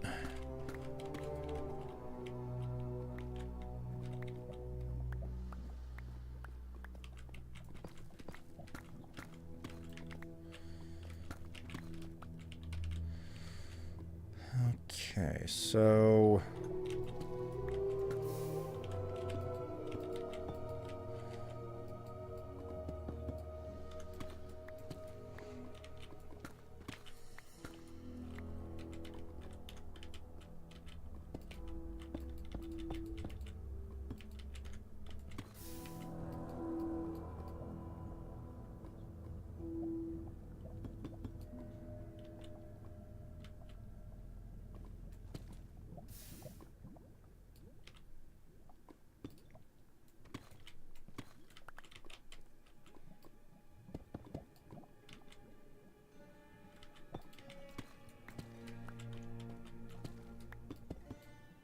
this is deliciously awkward.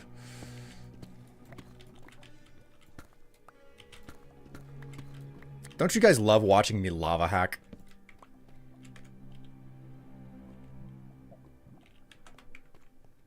It's 1, 2, 3, 4, 5, 6, 7, 8, 9, 10. There we go. Okay.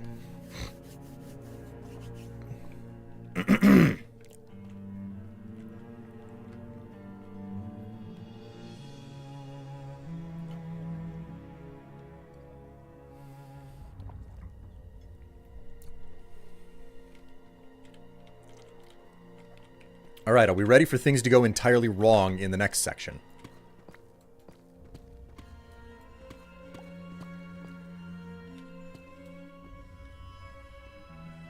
Swap those out.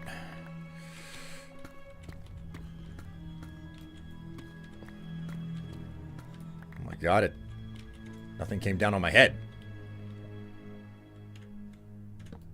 What the hell?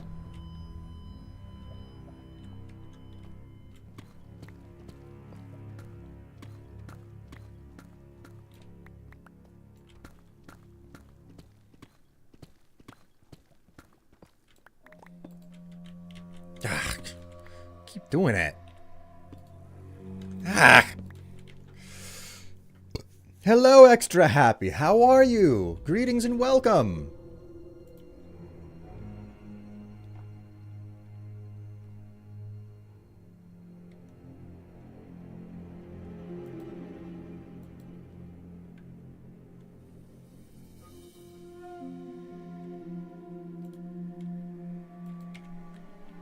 All right, and you? I have had an interesting day. You know how there's a, So I co-stream, okay? Like, I stream both on, Twitch and YouTube at the same time. And I got, I guess, what you might define, what you might call a hate raid today. So, like, I've had an interesting day. It's not that big of a problem. I've been on this scene for a long time. I know how to handle it, but it's a thing that happened.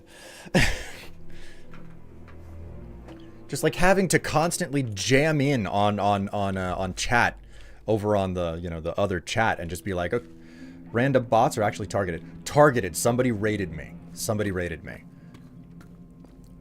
Like, the way that I got around it was like, one, you start banning people, you know?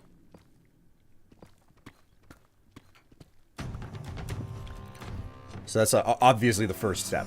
But the other way that I got around it was, or well, the way that I dealt with it was you specifically switch over to showing chat that people are getting just banned over and over and over. Because the information of people getting banned, that is typically hidden. That's typically hidden information. If somebody gets banned, that is not explicitly shown in the chat panel, and evidently it was discouraging. I mean, it was a tempest in a teacup level of size, basically. Not that it wasn't something serious that was happening, but it was very small by comparison to how big some of the incidents can get.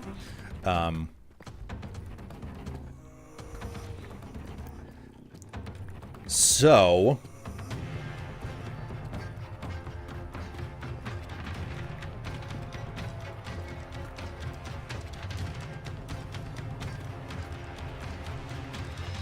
I you know, started handling people, and then I made it so that everybody could see that, like, just there's no, I'm handing out I am handing out bans like free candy, you know? And that evidently put a lot of cold water on the fire and made the group of whoever showed up rather unhappy, as it were. Stopped not long afterwards, so I've been in a position of making people silently and mysteriously disappear before. Oh, I didn't know you worked for the CIA. Was it the KGB?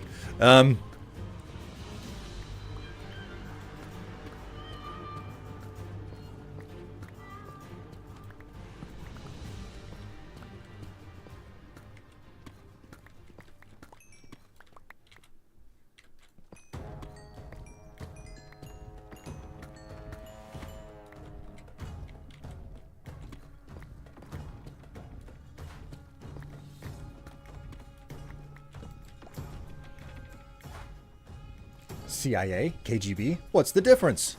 Mostly the Atlantic Ocean, but, I mean, it's not an incorrect question to ask.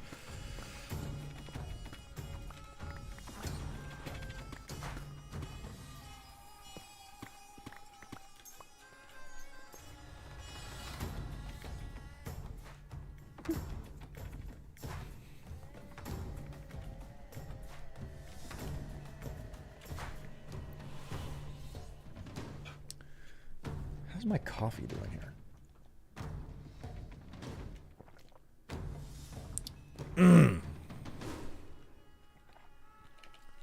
Mafia. Oh, even better, man. Mafia is the way to go.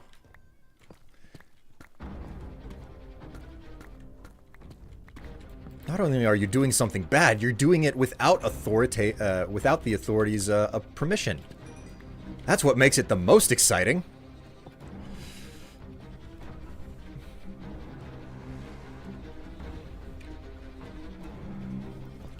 Well, I hoped that you guys liked getting the little sneaky peek in earlier whenever I was swapping things out up on the wall, so.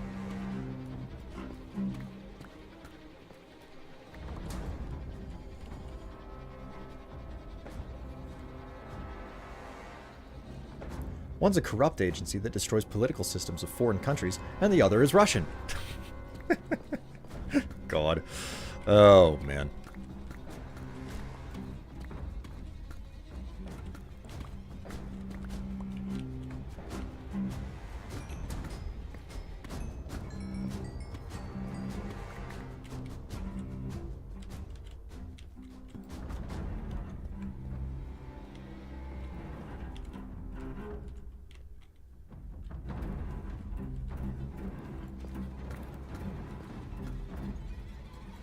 Be funny if they called themselves, moderators instead of fixers. God. You could really go deep undercover and call yourself a referee.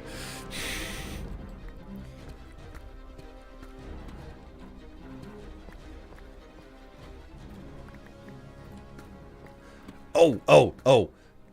Did you guys hear that other that one conspiracy theory about Taylor Swift and the deep state involved with the Super Bowl?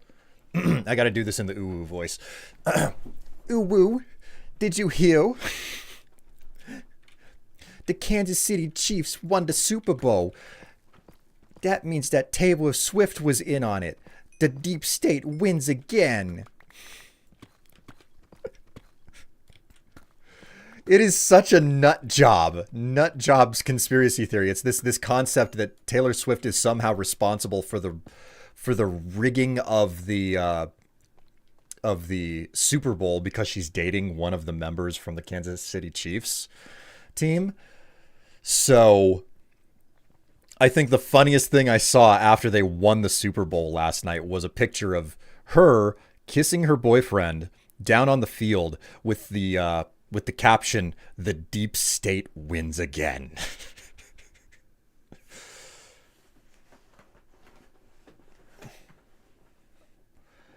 You left out the part where Swift is secretly a trans woman who was elevated to prominence by Biden to distract from the war crimes.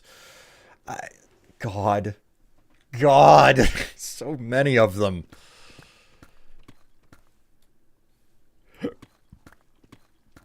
Like, just the harebrained shit that comes out is so hard to keep track of that there's something new every day. And I suppose that's really the peak component of conspiracy theories. That, like, you don't have to prove any of it. Like, facts and logic have nothing to... Like, being able to prove a single thing has nothing to do with, like, whether or not a conspiracy theory will take off.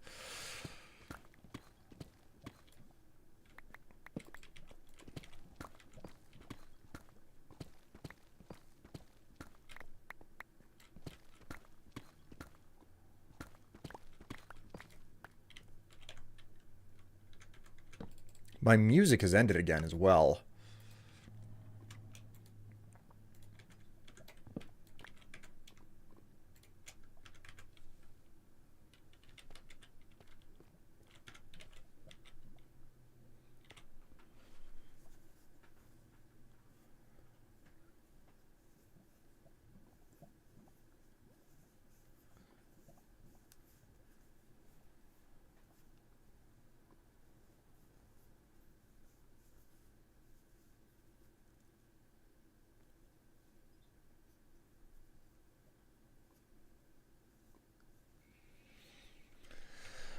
Oh, we...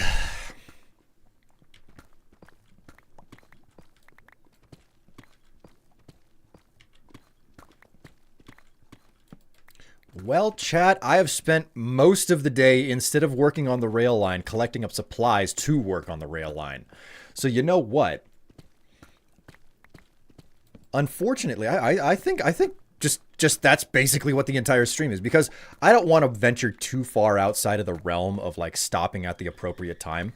I've also kind of I've already kind of given my stopping alarm a bit of a snide look whenever it decided to make noise at me. So I'll probably be stopping soon here.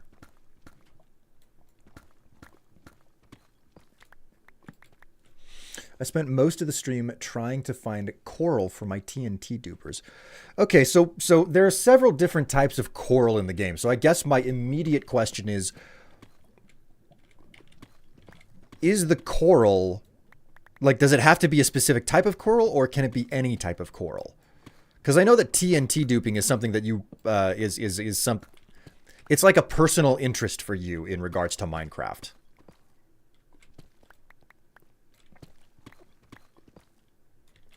Meanwhile, I'm over here. I'm doing it the scrub way. I only want the TNT to mine in the nether. So...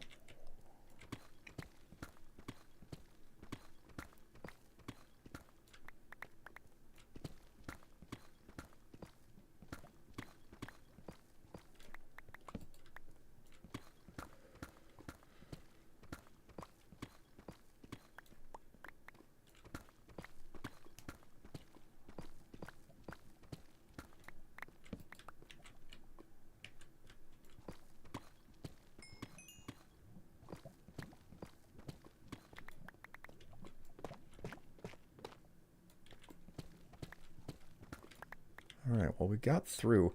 Let's see. Let's go ahead and mark these torches. Because I'm probably going to wipe out at least a handful of these torches if anything comes down here on me. There it is. Okay. Close that up. Woo! Bingarino. Coral fans specifically emit a block update when they're moved, which allows you to pseudo-update the TNT block. Explosive coral would probably help. I don't know. I'm not a marine biologist. The TNT in a duper usually exists in a superposed state where they shouldn't be powered, where they should be powered but aren't. How fascinating. Okay, well, that I think is all of the digging that I'm going to get done today. Mostly because I didn't intend to do this all day long, and yet here I am. Rocking like a hurricane.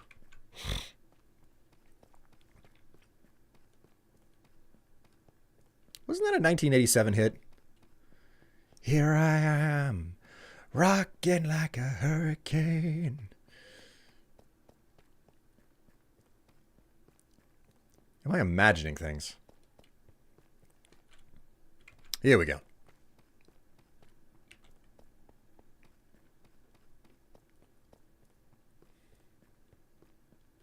Whoop. Up we go.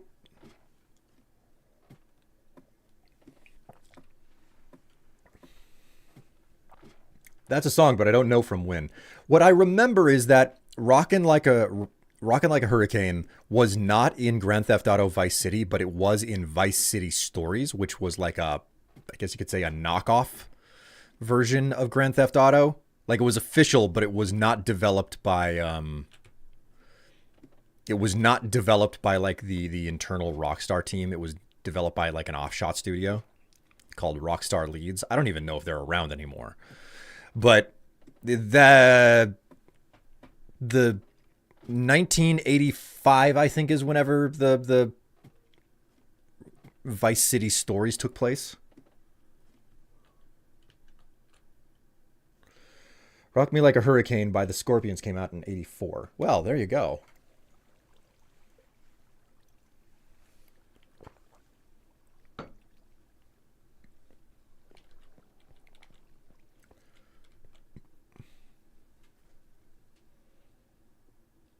Vice City Stories is set in 84. Vice City is 86. No, that couldn't be it.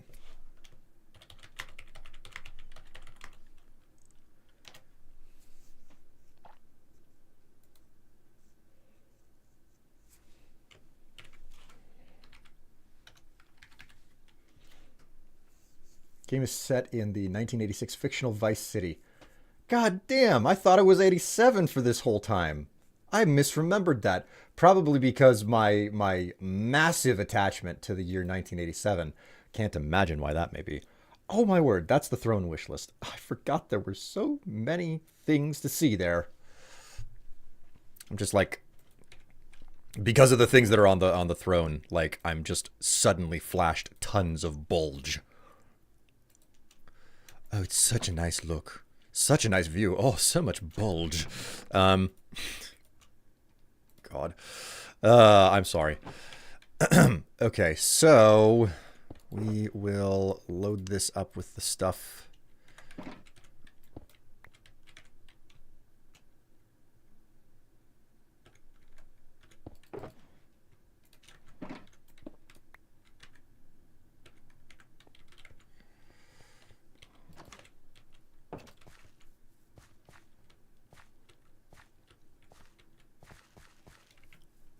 As one does on a regular basis, I presume.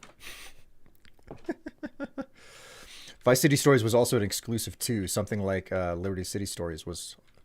Well, I mean, it was exclusive, but the PlayStation Portable didn't really take off all that well. It was not a system that did all that well.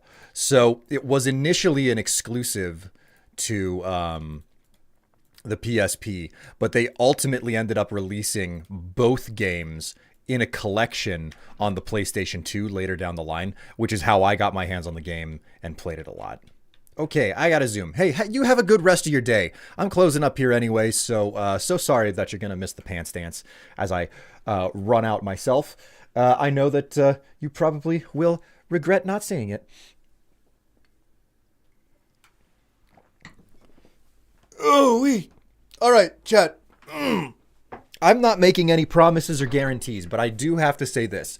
This week, I am on vacation. I'm on holiday. So make certain to keep your browser or your subscriptions or your phone or whatever focused in on the channel here, because there's a good chance that you'll get at least one extra stream this week. Who knows? Maybe there'll be more. But I'll probably give you all at least one single extra stream this week. Until next time, though, take care of yourselves, stay happy, and stay healthy. I will be back for your normal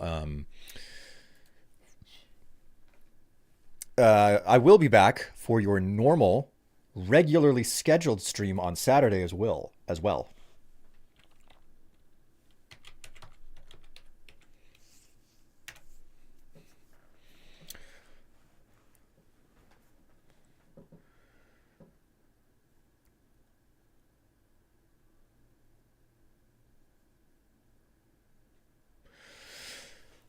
And if we're at all lucky, I'll have the next goal set up for you guys, because I know that there's a decent number of you that enjoy the pictures that I publish and everything. So I have full intention of trying to get in some sort of a photo session this week. I don't know whether or not I'll be able to get the pictures ready for the next stream that I have going, but I will have pictures ready to go. But I will do the work to get in the new photo session, and we will have some more material that, if you guys hit donation goals and everything, will come out and presumably be pleasant viewing for all of you. In any case, thank you so much for watching, everybody. You've been a lovely audience. Sorry to only mine in Minecraft today, but I'll see you on Saturday, if not sooner. Bye.